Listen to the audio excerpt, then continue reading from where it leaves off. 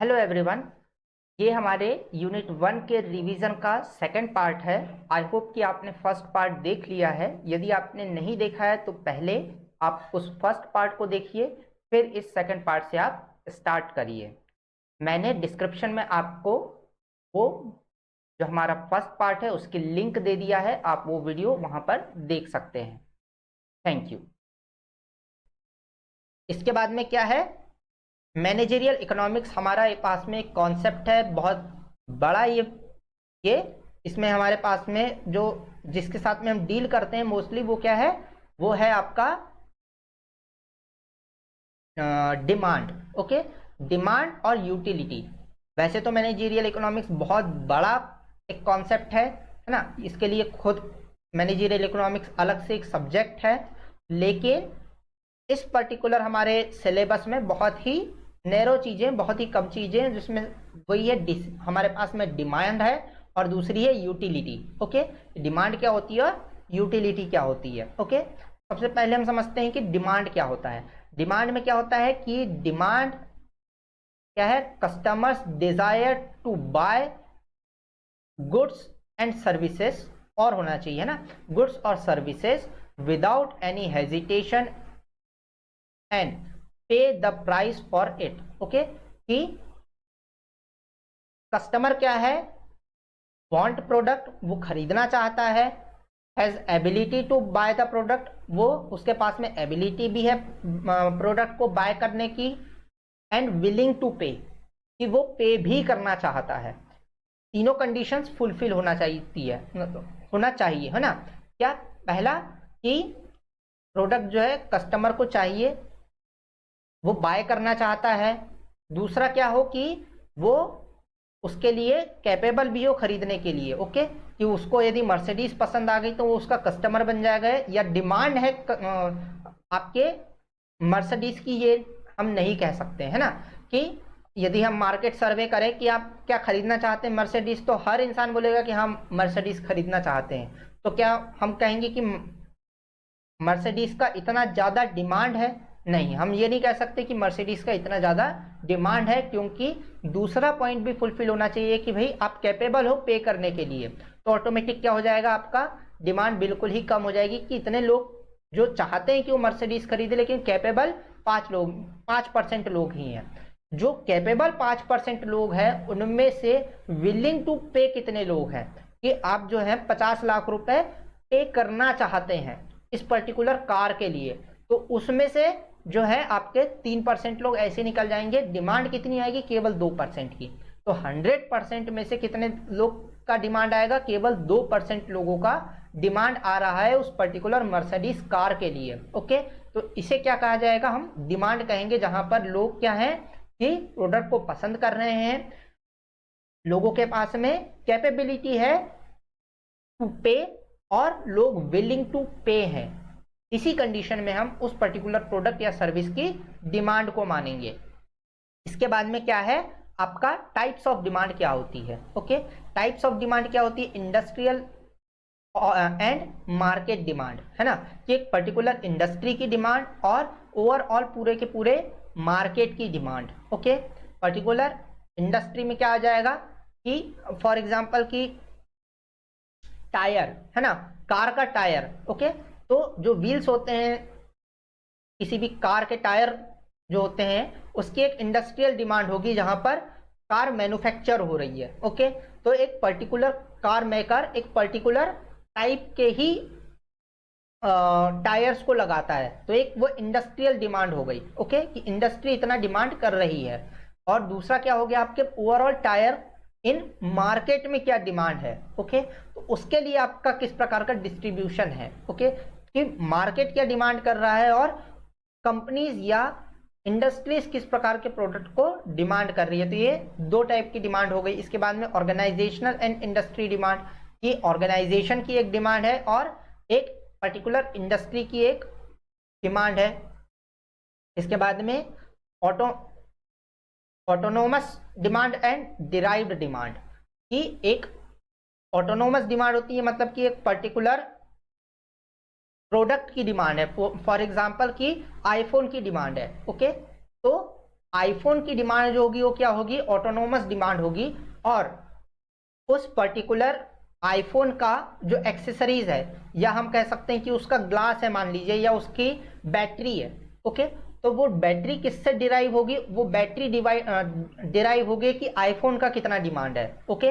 तो आईफोन की डिमांड होने के कारण क्या होगा कि उसकी बैटरी की डिमांड क्या होगी, वहां से डिराइव होगी, ओके। क्योंकि लावा का उतना ज्यादा डिमांड नहीं है, इसीलिए उससे डिराइव होने वाली जो लावा की बैटरी है उसकी डिमांड भी ऑटोमेटिक क्या होगी, कम होगी। तो जब आप किसी और प्रोडक्ट की डिमांड से आपकी प्रोडक्ट की डिमांड डिराइव होती है तो उसको क्या कहा जाता है, डिराइव डिमांड। और ऑटोनोमस डिमांड क्या होगी कि जब किसी और प्रोडक्ट के डिमांड का आपके प्रोडक्ट के ऊपर कोई असर ना हो, ओके। तो इस प्रकार की डिमांड को क्या कहा जाएगा, ऑटोनोमस डिमांड कहा जाएगा। इसके बाद में demand of a perishable and durable good, okay, कि पेरिशेबल गुड्स का क्या का डिमांड जो कि समय के साथ में खत्म हो जाते हैं। उसके बाद में ड्यूरेबल गुड्स का डिमांड, ये दोनों डिमांड क्या होगी, अलग अलग होगी। इसके बाद में क्या होगा, short term demand and long term demand, की सीजनल डिमांड्स जो होती है, शॉर्ट टर्म डिमांड्स जो होती है, फॉर एग्जाम्पल की आपका गर्मी के समय में आइसक्रीम की डिमांड, ओके, बरसात के समय में छाते या रेनकोट की डिमांड, ये सारी चीजें क्या हो जाएगी, आपके शॉर्ट टर्म डिमांड हो जाएगी। लॉन्ग टर्म डिमांड क्या हो जाएगी, over a period of time चलेगी। फॉर एग्जांपल डेयरी प्रोडक्ट के लिए आइसक्रीम हो जाएगी क्या, शॉर्ट टर्म डिमांड, और मिल्क क्या हो जाएगा, वो हो जाएगा आपका लॉन्ग टर्म डिमांड जो हमेशा चलते रहेगा, ओके। तो ये होती है types of demand. I hope कि आपको समझ आया हो, यदि ना आया हो तो आप मुझे कमेंट बॉक्स में बता सकते हैं, मैं उसके लिए आपके लिए डेडिकेटेड वीडियो बना दूंगा। इसके बाद में क्या है, हम समझते हैं कि डिमांड क्या होती है। तो इसमें लॉ ऑफ डिमांड क्या कहता है कि the law of demand state that when the price of the product goes up the quantity demand will go down and vice versa। मतलब कि जब भी प्राइस अप जाएंगे प्रोडक्ट की डिमांड लो आएगी, और जब आपका प्राइस लो जाएंगे तो आपका प्रोडक्ट की डिमांड अप जाएगी। ये सिंपल है लॉ ऑफ डिमांड, ठीक है। इसके कुछ एजम्पशंस है, यदि ये लॉ है तो उसके कुछ एजम्पशंस है कि ये एजम्पशंस फुलफिल होंगे तो ही ये लॉ जो है वो सही तरीके से वर्क करेगा, ओके। तो एजम्पशंस क्या क्या है, price and composition of the production remains constant, okay, कि पॉपुलेशन रिमेन्स कांस्टेंट, सॉरी, कि जो साइज है और जो कंपोजिशन है वो क्या होना चाहिए, सेम होना चाहिए। कंपोजिशन का मतलब क्या है कि जो रेशो है पॉपुलेशन में एज वाइज या आपके कस्टमर वाइज, वो क्या है, हमेशा सेम बना हुआ है, ओके। मान लीजिए कि बेबी प्रोडक्ट कोई है और कंपोजिशन के तहत क्या है कि जो बेबीज की क्वांटिटी है वो क्या है, 20% है। लेकिन यदि ये कंपोजिशन चेंज हो जाता है और बेबीज की क्वांटिटी क्या हो जाती है, 10% पे आ जाती है, तो ऑटोमेटिक वो डिमांड को क्या करेगा, इफेक्ट करेगा, और वो प्राइस को फॉलो नहीं करेगा कितनी भी लो हो जाए आपकी प्राइस। लेकिन यदि आपको देखने को मिलता है कि आपके नंबर ऑफ बेबीज कम हुए हैं तो आपकी डिमांड भी क्या होगी, ऑटोमेटिक कम हो जाएगी। ऐसा नहीं है कि एडल्ट लोग बेबी प्रोडक्ट यूज करने लग जाए क्योंकि प्राइस कम हो गया है, ओके। इसके बाद में क्या है, the income of the customer remain same constant. जो इनकम ग्रुप है वो क्या होना चाहिए, वो हमेशा सेम रहना चाहिए। कस्टमर की इनकम हमेशा सेम रहनी चाहिए। यदि इनकम बढ़ जाएगी तो ऑटोमेटिक क्या हो जाएगा कि लोग नॉर्मल गुड्स से सुपीरियर गुड्स में जाने लग जाएंगे। इसके बाद में क्या है, test and habit remain constant, कि कस्टमर का टेस्ट हमेशा सेम होना चाहिए, हैबिट्स हमेशा सेम होनी चाहिए। इसके बाद में no change in expectation about the future price change. हमारे पास में किसी प्रकार का एक्सपेक्टेशन चेंज नहीं होना चाहिए कि फ्यूचर में इस पर्टिकुलर प्रोडक्ट की प्राइस में चेंज आ सकता है, ओके। यदि किसी प्रकार का एक्सपेक्टेशन होगी तो ऑटोमेटिक वो डिमांड को क्या करेगा, उस डिमांड को इफेक्ट करेगा। The price of substitute and complementary goods remain same. जो कॉम्प्लीमेंट्री गुड्स है और जो सब्सटीट्यूट गुड्स है वो क्या होने चाहिए, सेम होने चाहिए हमेशा। फॉर एग्जाम्पल कि आपके चाय है, चाय का सब्सटीट्यूट हो जाएगा कॉफी, और आपका कॉम्प्लीमेंट्री हो जाए, कॉम्प्लीमेंट्री क्या हो जाएगी आपकी शक्कर। ओके, तो शक्कर और कॉफी का प्राइस क्या होना चाहिए, हमेशा सेम रहना चाहिए। यदि इनमें से कोई भी एक कंपोनेंट यदि इसकी प्राइस इधर उधर होती है तो ऑटोमेटिक क्या होगा कि डिमांड में इफेक्ट पड़ जाएगा। यदि कॉफी की प्राइस कम हो जाएगी तो वो ऑटोमेटिक टी की प्राइस को, टी की डिमांड को कम कर देगा। ओके, या कॉफी की प्राइस बहुत ज्यादा बढ़ जाती है तो ऑटोमेटिक क्या हो जाएगा, टी की डिमांड भी बढ़ जाएगी। ओके, उसके बाद में क्या है कि government policy remains constant. Government की पॉलिसीज क्या होना चाहिए, रिमेन रहनी चाहिए सेम, तभी आपका लॉ ऑफ डिमांड काम करता है, जो कि क्या है कि यदि प्राइस कम होगा तो डिमांड बढ़ेगी, यदि प्राइस बढ़ेगा तो डिमांड कम हो जाएगी। ओके, इसके बाद में हमारे पास में दो छोटे छोटे कॉन्सेप्ट हैं, वो क्या है, यूटिलिटी, टाइप्स ऑफ यूटिलिटी। दो प्रकार की यूटिलिटी हमारे सिलेबस में होती है, जो कि मैनेजरियल इकोनॉमिक्स में आता है, क्या कि कार्डिनल यूटिलिटी और दूसरा क्या है आपका ऑर्डिनल यूटिलिटी। ओके, तो कार्डिनल यूटिलिटी और ऑर्डिनल यूटिलिटी क्या क्या होती है अभी हम समझेंगे। सबसे पहले शुरू करते हैं हम कार्डिनल यूटिलिटी से। ओके, कार्डिनल यूटिलिटी क्या कहती है कि the level of satisfaction a customer acquire after consuming any goods and services can be measurable and expressed in quantitative numbers। Okay, क्या कहती है कि जो लेवल ऑफ सेटिस्फेक्शन है एक पर्टिकुलर व्यक्ति का, उसको कैलकुलेट किया जा सकता है न्यूमेरिकल फॉर्म में, क्वांटिटेटिव फॉर्म में, कि यदि आपने किसी प्रोडक्ट या सर्विस को कंज्यूम किया है तो आपकी कितनी यूटिलिटी बढ़ी है। ओके, मतलब कि आपने यदि कोई आइसक्रीम खाई है तो आइसक्रीम से आपको कितनी यूटिलिटी मिली है, इसको क्वांटिटेटिव टर्म में भी समझा जा सकता है। ओके, तो ये होता है क्या आपका, ये कहलाता है आपका cardinal utility. Okay, cardinal utility में फिर जो चीज आती है वो क्या आती है, दो टर्म्स आते हैं, एक आते हैं क्या, मार्जिनल यूटिलिटी और दूसरा आता है total utility. Okay, marginal utility क्या रहती है, मार्जिनल यूटिलिटी की एक यूनिट कंज्यूम करने से आपको कितना सेटिस्फेक्शन लेवल मिल रहा है। ओके, कि मान लीजिए कि आपने एक पराठा खाया। ओके, तो उस पर्टिकुलर एक पराठे से आपको कितनी यूटिलिटी मिली है उसको आप क्या कर रहे हैं, एक मार्जिनल यूटिलिटी बता रहे हैं कि एक पर्टिकुलर पराठा खाने से कितनी यूटिलिटी तैयार होती है। और टोटल यूटिलिटी क्या होगी कि मान लीजिए आपने 5 पराठे खा लिए, तो 5 पराठा खाने से हर किसी एक यूनिट से आपको कितनी मार्जिनल यूटिलिटी मिली है उसका सम करेंगे तो टोटल यूटिलिटी आ जाएगी। ओके, तो ये क्या होता है आपका टोटल एंड मार्जिनल यूटिलिटी। तो इसके कुछ कॉन्सेप्ट्स हैं। ओके, उसके कॉन्सेप्ट्स क्या क्या हैं, यहां से मैं अपने आप को गायब कर लेता हूं और आपको बताता हूं कि सबसे पहले तो क्या होता है कि आपका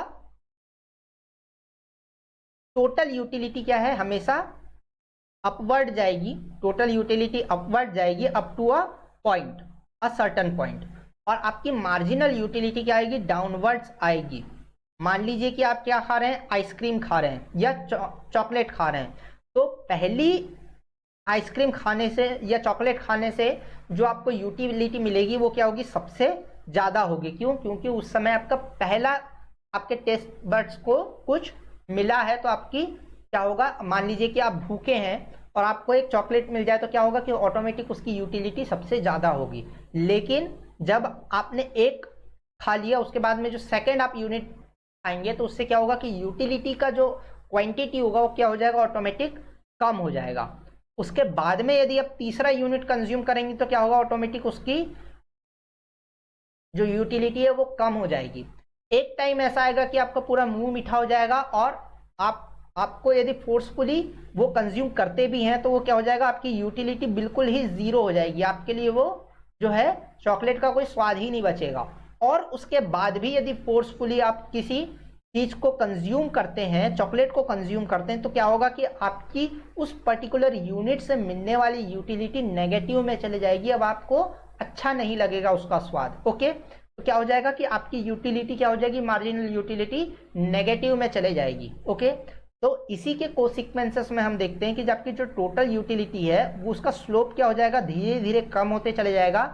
और जहां आपकी मार्जिनल यूटिलिटी जीरो को टच करेगी तो आपकी टोटल यूटिलिटी हाईएस्ट पॉइंट को टच करेगी, वैसे ही जैसे कि इसके बाद में जैसे ही आपका जो मार्जिनल यूटिलिटी है वो नेगेटिव में जाएगी, आपकी टोटल यूटिलिटी डिक्लाइन करने लग जाएगी, नीचे की तरफ आने लग जाएगी। ओके, तो अब आपकी यूटिलिटी उस पर्टिकुलर चॉकलेट से क्या होगा, नेगेटिव में चले जाएगा। आपको क्या मिलने लग जाएगा, डिससेटिस्फैक्शन मिलने लग जाएगा उस पर्टिकुलर चॉकलेट से।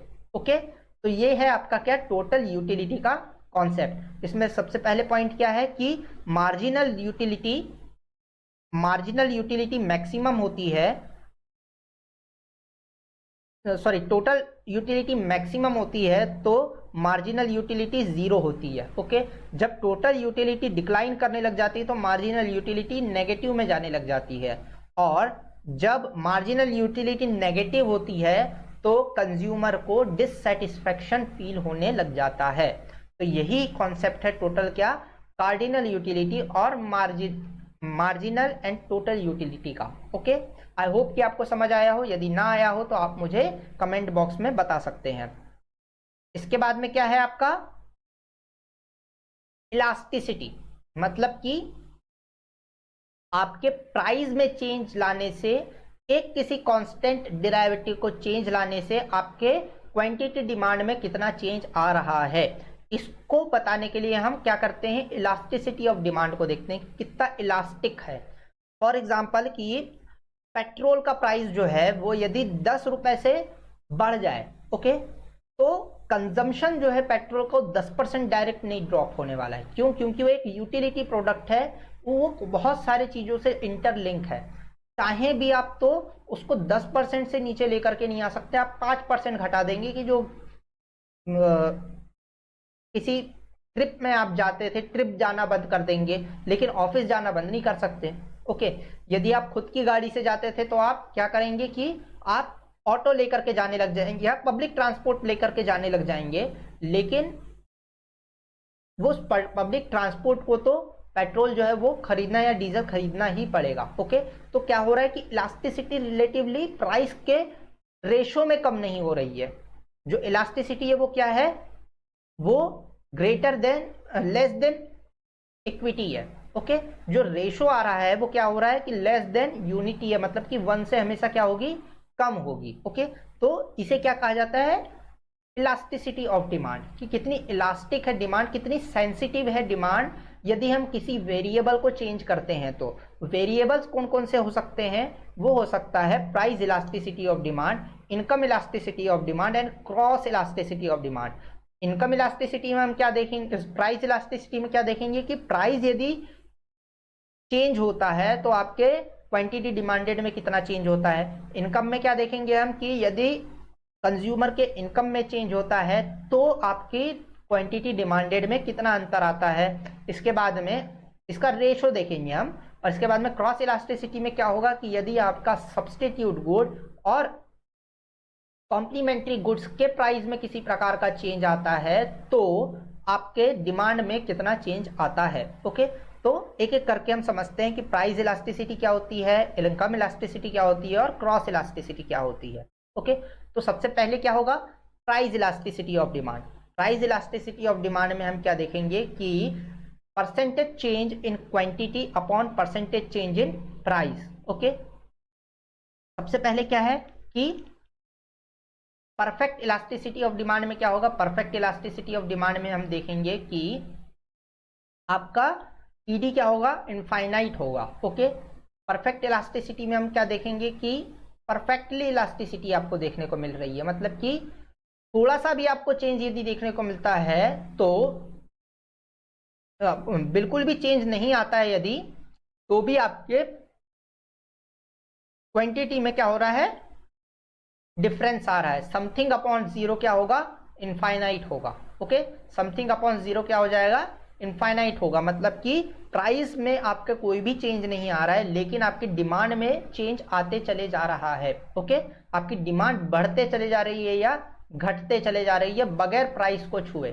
तो इस कंडीशन में हमको क्या देखने को मिलता है कि प्राइस इलास्टिसिटी इनफाइनाइट है। ओके, इसके बाद में ये हमको देखने को मिलेगा हमको जब कोई नया प्रोडक्ट लॉन्च हो रहा है। ओके, इसके बारे में अवेयरनेस नहीं है किसी प्रकार की।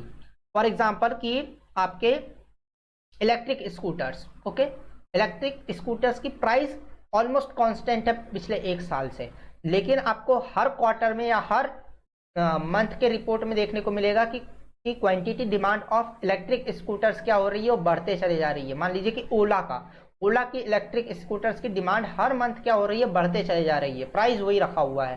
तो क्वांटिटी डिमांडेड क्यों बढ़ते चले जा रही है? क्योंकि लोगों को अवेयरनेस धीरे धीरे आ रही है कि ये पर्टिकुलर प्रोडक्ट जो है वो अच्छा है, कहाँ मिलता है, डिस्ट्रीब्यूशन अभी फैल रहा है। तो इस कंडीशन में हमको क्या मिल रहा है कि डिमांड में इंक्रीज मिल रहा है बिना किसी प्राइस को चेंज किए। इसके बाद में क्या होगा, आपका दूसरा एक्सट्रीम पॉइंट क्या है कि आपकी परफेक्टली इन इलास्टिक हो, मतलब कि आपने प्राइस को कितना भी चेंज कर दिया, जो प्रोडक्ट की डिमांड है वो बनी हुई है, जहां के वहीं बनी हुई है, जितनी की उतनी ही बनी हुई है। तो उस कंडीशन में हमको क्या देखने को मिलेगा कि प्राइस का कोई असर नहीं पड़ रहा है आपके क्वांटिटी डिमांडेड में। ओके, क्वांटिटी डिमांडेड में कोई असर नहीं पड़ रहा है आपके प्राइस का, आप कितना भी बढ़ाते चले जाइए, वो क्या हो रहा है कि क्वांटिटी डिमांडेड बराबर बनी हुई है। तो इस कंडीशन में हम क्या देखेंगे, हम देखेंगे कि ये परफेक्टली इन इलास्टिक है। ओके, इसका एग्जांपल ये थोड़ी सी इमेजिनरी टाइप की हमको देखने को मिलती है कंडीशन। ओके, वैसे तो इनफाइनाइट जो हमारी इलास्टिसिटी ऑफ डिमांड है, मतलब कि परफेक्टली इलास्टिक डिमांड को भी इमेजिनरी कहा जाता है, लेकिन कुछ कंडीशंस में हम इसको अप्लाई कर सकते हैं। ओके, इसके बाद में यूनिटरी इलास्टिक ऑफ डिमांड क्या है कि जितने परसेंट में आपकी डिमांड घट रही है उतने ही परसेंटेज में आपकी जितने परसेंटेज में आपके प्राइस में चेंज आ रहा है उसी परसेंट में आपके डिमांड में भी चेंज आ रहा है। यदि 10% चेंज कर रहे हैं आप प्राइस में, 10% ऑफ डिमांड भी चेंज हो रही है। इसके बाद में हमको क्या देखने को मिलता है, ग्रेटर देन यूनिटी। ओके, कि यूनिटी से ज्यादा चेंज हो जा रहा है, सेंसिटिव मामला है ना, कि थोड़ा सा भी यदि आप चेंज कर देते हैं तो बहुत ज्यादा डिमांड में चेंज होने को मिलता है। ओके, ये डेली कंज्यूमेबल प्रोडक्ट्स में देखने को मिल जाता है, जैसे कि दाल हो गया या जितने भी आपके एडेबल प्रोडक्ट्स हो जाते हैं, इसमें क्या देखने को मिलता है, ये थोड़े से प्राइस सेंसिटिव होते हैं। ठीक है, कि टमाटर में थोड़ा भी चेंज आपको देखने को मिलेगा तो उसके हमारे इंडियन साइकोलॉजी के हिसाब से आपको चेंज देखने को मिल जाएगा डिमांड के ऊपर।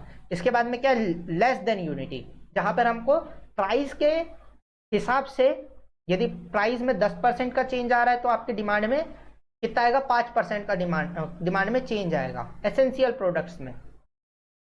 मतलब कि आपका क्या हो जाएगा कि आपके पेट्रोल का जैसे मैंने एग्जांपल दिया, या कोई हमको गुड्स ऐसे देखने को मिलते हैं जिसकी डिमांड में बहुत ज्यादा चेंज देखने को नहीं मिलता है। ओके, तो उस कंडीशन में क्या देखने को मिलेगा, हमको देखने को मिलेगा कि लग्जरी प्रोडक्ट्स जैसे हैं, है ना, कि कार मान लीजिए कि रोल्स रॉयल्स की कार महंगी जितनी भी वो महंगी डाल दें यदि, लेकिन तब भी क्या होगा कि थोड़ा बहुत ही उनको चेंज देखने को मिलेगा डिमांड में, वरना वो डिमांड हमेशा कांस्टेंट बने रहेगी। रोलेक्स की वॉच यदि अपना प्राइस को चेंज कर दे, बढ़ा दे, तो उसमें बहुत ज्यादा डिमांड की चेंज देखने को नहीं मिलेगा। ओके, आई होप कि आपको समझ आया हो। इसके बाद में क्या है, इनकम इलास्टिसिटी ऑफ डिमांड। इसमें क्या देखने को मिलता है, percentage change in quantity demanded upon percentage change in income के चेंज आने से किस प्रकार से आपकी डिमांड क्वांटिटी ऑफ डिमांड में चेंज आता है। ठीक है, पॉजिटिव इलास्टिसिटी कहां देखने को मिलेगी, हमको पॉजिटिव इलास्टिसिटी देखने को मिलेगी जहां पर demand increase with the increase in income. जैसे जैसे इनकम बढ़ते चले जाती है डिमांड में भी इंक्रीज आते चले जाता है। मतलब कि लग्जरी गुड्स, है ना, कि जैसे जैसे आपकी इनकम बढ़ेगी आप ज्यादा लग्जरी गुड्स की तरफ जाने लग जाएंगे, आप नॉर्मल गुड्स से लग्जरी गुड्स को ट्रांसफर करेंगे। ओके, तो इस कंडीशन में आपको क्या देखने को मिलेगा, आपको पॉजिटिव इलास्टिसिटी देखने को मिलेगी। नेगेटिव इलास्टिसिटी क्या होती है, demand decrease with the increase in income. क्या होता है, नॉर्मल गुड या इंफीरियर गुड्स, जो सस्ते वाले गुड्स होते हैं, उनका क्या हो जाएगा, डिमांड कम होने लग जाएगा यदि इनकम इंक्रीज होती है तो। ओके, जीरो इलास्टिसिटी हमको कहां देखने को मिलेगी, जहां पर कोई चेंज नहीं आ रहा है इनकम के साथ में। ये क्या हो गए, इमरजेंसी गुड्स होंगे, है ना, मेडिसिन होंगे। ओके, तो एक इनकी डिमांड में हमेशा क्या होगा, एक कांस्टेंट बना रहेगा। ऐसा नहीं होगा कि इनकम यदि इंक्रीज हो गई तो आप फर्जी में जो है वो डिस्प्रिन खाने लग जाएंगे, ठीक है, या बगैर सर दर्द के आप डिस्प्रिन नहीं खाने लग जाएंगे। लेकिन यदि इनकम कम भी हो रही है और यदि सर दर्द है तो आपको डिस्प्रिन लेना ही पड़ेगा। ओके, तो ये क्या हो जाएगा, एसेंशियल गुड्स है। इसके बाद में क्या है, आपके क्रॉस इलास्टिसिटी ऑफ डिमांड है। क्रॉस इलास्टिसिटी ऑफ डिमांड में क्या आ जाएगा, पॉजिटिव इलास्टिसिटी। पॉजिटिव इलास्टिसिटी कहाँ देखने को मिलेगी, सब्सटीट्यूट गुड्स में देखने को मिलेगी, जहां पर एक प्रोडक्ट की प्राइस इंक्रीज होने से दूसरे प्रोडक्ट की इनकम बढ़ती है। Percentage change in demand of commodity X upon percentage change in price of commodity Y. जैसे कि मैंने पिछला आपको एग्जांपल दिया था कि आपके यदि कॉफी की प्राइस इंक्रीज होती है तो टी की डिमांड भी इंक्रीज होगी। ओके, क्या हो रहा है कि ये दोनों एक दूसरे के सब्सटीट्यूट है, कॉफी के बदले टी यूज की जा सकती है, इसीलिए क्या होगा कि ऑटोमेटिक इनकी डिमांड क्या होगी, सेम डायरेक्शन में जाएगी। एक का प्राइस दूसरे की डिमांड सेम डायरेक्शन में जाएगी, इंक्रीज होगी, पॉजिटिवली एक्ट करेगी। नेगेटिव इलास्टिसिटी कहां देखने को मिलेगी हमको, कि कॉम्प्लीमेंट्री गुड्स जहां देखने को मिलेंगे। फॉर एग्जाम्पल कि हमको देखने को मिले कि यदि शुगर का प्राइस बढ़ जाए तो आपको क्या देखने को मिलेगा कि टी की क्वांटिटी डिक्रीज हो जाएगी। ओके, यदि हमको शुगर का प्राइस बढ़ गया तो टी की ऑटोमेटिक क्या होगा कि क्वांटिटी घट जाएगी। फॉर एग्जांपल कि आपका यदि पेट्रोल की प्राइस बढ़ जाएगी तो जो पेट्रोल कार्स है उसकी डिमांड ऑटोमेटिक क्या हो जाएगी, घट जाएगी। ओके, कि यदि आपका फ्यूल महंगा हो गया तो फ्यूल से चलने वाली गाड़ियां ऑटोमेटिक क्या हो जाएगी, उसकी डिमांड क्या हो जाएगी, कम हो जाएगी। इसके बाद में क्या है, जीरो इलास्टिसिटी, जहां पर हमको दो प्रोडक्ट्स के बीच में किसी प्रकार का रिलेशनशिप देखने को ना मिले, इस कंडीशन में हमको क्या देखने को मिलता है, जीरो इलास्टिसिटी देखने को मिलती है। आई होप कि आपको समझ आया हो। किसी प्रकार का यदि कंफ्यूजन है तो आप मुझे कमेंट बॉक्स में पूछ सकते हैं। ये पर्टिकुलर पीडीएफ आपको हमारे एप्लीकेशन में मिल जाएगी, जिसका लिंक जो है वो कमेंट बॉक्स में डाला हुआ है। इसके बाद में क्या है, ऑर्डिनल यूटिलिटी है। ऑर्डिनल यूटिलिटी किस चीज में आती है, ऑर्डिनल यूटिलिटी आती है the level of satisfaction a consumer obtain after consuming various goods can not be measured in number but can be arranged in the order of preference. जैसे कि हमने कार्डिनल यूटिलिटी में पढ़ा कि हम एक पर्टिकुलर प्रोडक्ट से मिलने वाली यूटिलिटी को क्या कर सकते हैं, कैलकुलेट कर सकते हैं। लेकिन ऑर्डिनल यूटिलिटी क्या कहती है कि हम कैलकुलेट नहीं कर सकते हैं किसी भी प्रकार से यूटिलिटी को कि आपकी कितनी सेटिस्फेक्शन मिल रहा है पर्टिकुलर प्रोडक्ट से, लेकिन हम क्या कर सकते हैं, ऑर्डर ऑफ प्रेफरेंस लगा सकते हैं कि यदि आप दो प्रोडक्ट्स को कंज्यूम करते हैं तो आप उनको किस ऑर्डर में रखते हैं, प्रेफरेंस में। फॉर एग्जांपल कि आप चॉकलेट खाते हैं और आप आइसक्रीम खाते हैं, तो आपका प्रेफरेंस क्या है। मान लीजिए कि आपको आइसक्रीम ज़्यादा पसंद है तो आप पहला प्रेफरेंस रखेंगे आइसक्रीम का और दूसरा प्रेफरेंस रखेंगे चॉकलेट का। तो इसका मेन कॉन्सेप्ट ये है कि आपकी इनकम क्या है, सर्टेन है, तो आपका डिमांड किसके ऊपर रहेगा कि आपका पहला प्रेफरेंस क्या है। मान लीजिए कि आपकी इनकम 10 रुपए है और आपका 10 रुपए में ही आपको आइसक्रीम और आपके चॉकलेट की डिमांड को पूरी करना है, तो आप अपने लिमिटेड इनकम से अपने फर्स्ट चॉइस को ही, फर्स्ट प्रेफरेंस को ही पहले खरीदेंगे और ऑटोमेटिक उसकी डिमांड क्या हो जाएगी, बढ़ जाएगी। तो इसी प्रकार से हम क्या करते हैं, डिमांड को समझते हैं और यूटिलिटी को समझते हैं कि आपके लिए यूटिलिटी सबसे ज्यादा किसकी है, आइसक्रीम की है, और उसके बाद में आपकी यूटिलिटी चॉकलेट की है। ओके, तो इस पर्टिकुलर एग्जाम्पल में, इसके पहले हम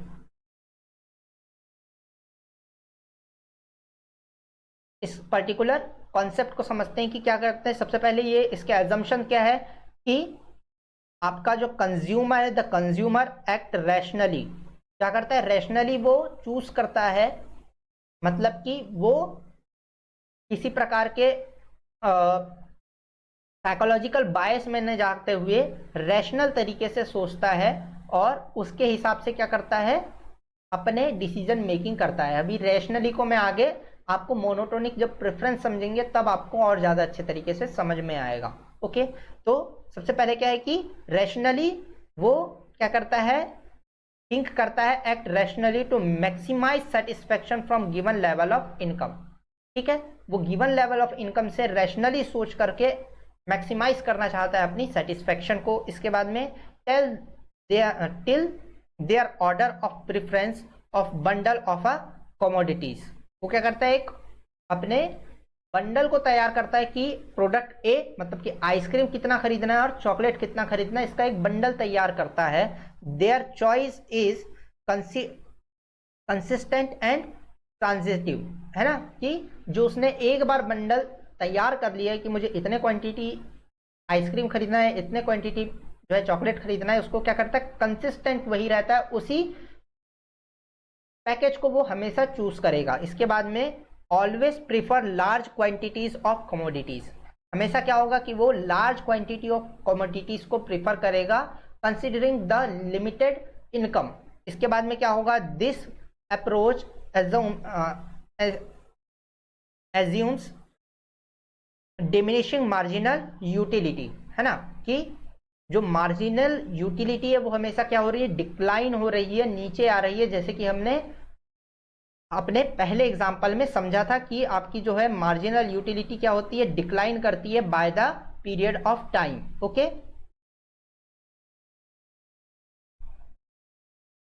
इसके बाद में क्या है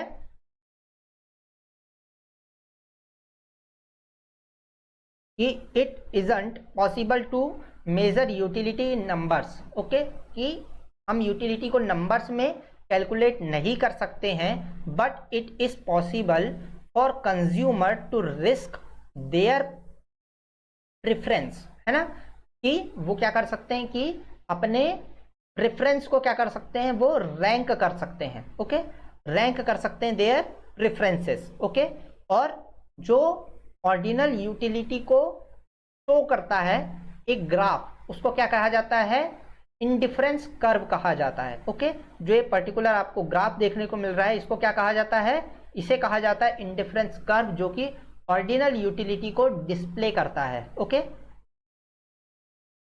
इसको हम समझते हैं। सबसे पहले मान लीजिए कि हमारे पास में क्या है, दो गुड्स हैं।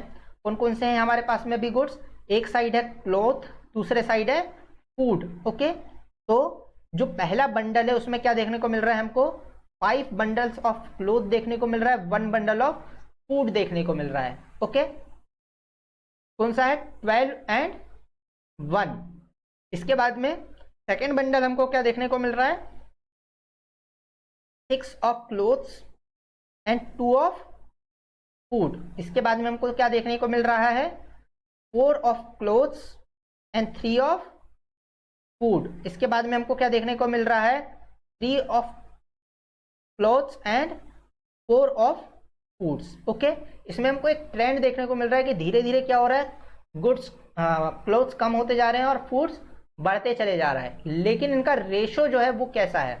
फॉर एग्जाम्पल कि जो पहला वाला हमारा ट्रांजिशन है उसमें क्या देखने को मिल रहा है कि यदि मुझे एक फूड का क्वांटिटी बढ़ाना है तो जो सैक्रिफाइस किया जा रहा है क्लोथ वो क्या है, 6 पीस है, क्योंकि इनकम क्या है, बिल्कुल सेम है। ओके, कांस्टेंट इनकम है, लिमिटेड इनकम है। इसके बाद में हमको क्या देखने को मिल रहा है कि सैक्रिफाइस जो किया जा रहा है एक फूड आइटम बढ़ाने के लिए वो क्या है, केवल और केवल 2 है। 6 से सीधे किस में आ गए, हम 2 पे आ गए। मतलब कि जो यूटिलिटी ऑफ फूड है वो क्या हो रही है, डिमिनिश हो रही है, कम हो रही है। इसीलिए हमारा जो सैक्रिफाइस है वो भी क्या हो जा रहा है, कम हो जा रहा है। ओके, इसके बाद में एक क्वांटिटी ऑफ फूड बढ़ाने के लिए हमने कितना सैक्रिफाइस किया, केवल 1 क्वांटिटी ऑफ क्लोथ को हमने सैक्रिफाइस किया, ताकि हम क्या कर सके, 3 से 4 लेकर के आ सके फूड की क्वांटिटी को।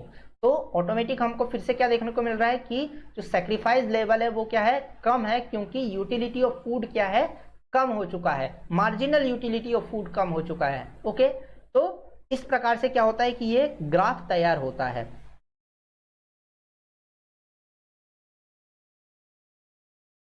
इसी प्रकार से हम यदि अपने कंपोजिशन को चेंज करते हैं तो हमको दूसरा यहाँ पर और एक और डिमांड कर्व देखने को मिल जाएगा।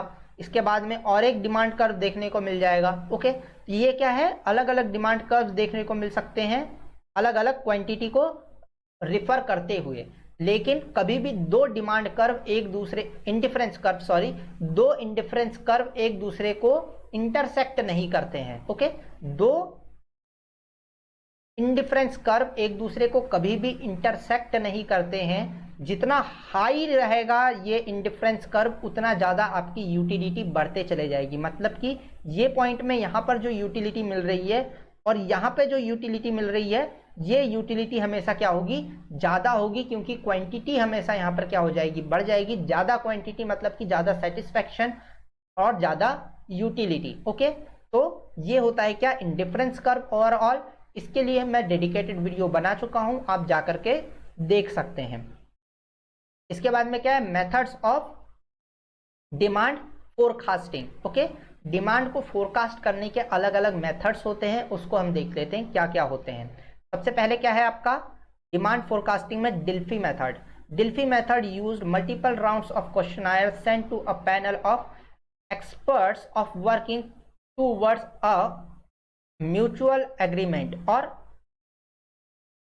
Conscious opinion. ओके, कि हम क्या करते हैं कि एक ग्रुप फॉर्म करते हैं लोगों के, और उसमें बहुत सारे अलग अलग एक्सपर्ट्स को रखते हैं और उनको क्या करते हैं कि हम क्वेश्चनायर्स भेजते हैं, क्वेश्चंस भेजते हैं regarding demand of a particular product. और हम क्या करते हैं कि यदि वो उनने रिप्लाई दिए हैं तो हम क्या करते हैं, क्रॉस क्वेश्चंस उनको भेजते हैं, जब तक कि सारे पैनल का एक यूनिफॉर्म ऑलमोस्ट एक जैसा हमको रिप्लाई नहीं मिल जाता है, जिससे कि कोई एक डिसीजन मेकिंग तक के हम पहुंच सके।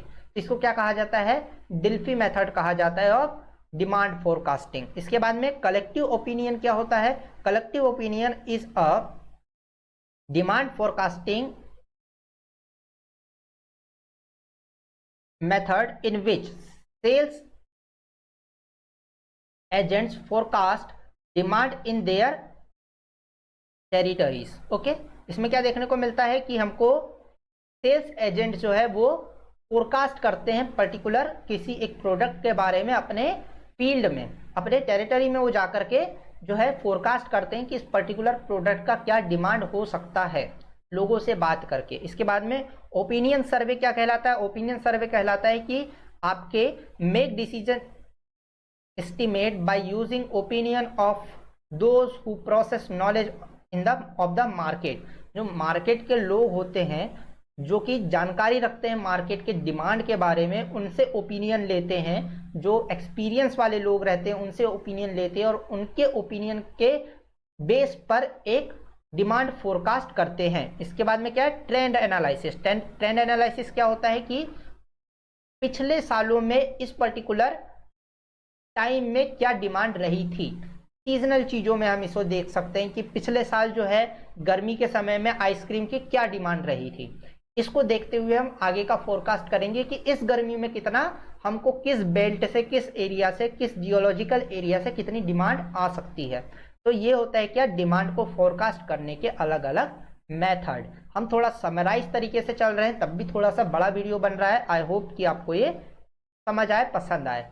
इसके बाद में क्या है, इसके बाद में है आपका मार्केट के स्ट्रक्चर्स। ओके, कि मार्केट के अलग अलग स्ट्रक्चर्स क्या क्या होते हैं। मार्केट का स्ट्रक्चर क्या कहलाता है कि किस प्रकार की कंपनीज है, किस प्रकार के डिमांड है, डिमांड का क्या नेचर है, प्रोडक्ट का क्या नेचर है, उसके हिसाब से क्या होता है, अलग अलग मार्केट्स तैयार होते हैं। मार्केट्स का कोई फिजिकल मार्केट तैयार हो रहा है ये नहीं, एक डिमांड और सप्लाई किस प्रकार, किस फ्लो में जा रही है, किन एरियाज में जा रही है, उसके हिसाब से हम एक मार्केट का एस्टिमेट लगाते हैं किसी भी प्रोडक्ट का। फॉर एग्जांपल कि कोई बेबी प्रोडक्ट यदि है तो बेबी प्रोडक्ट का मार्केट क्या होगा, बेबी प्रोडक्ट का मार्केट होगा जो आपके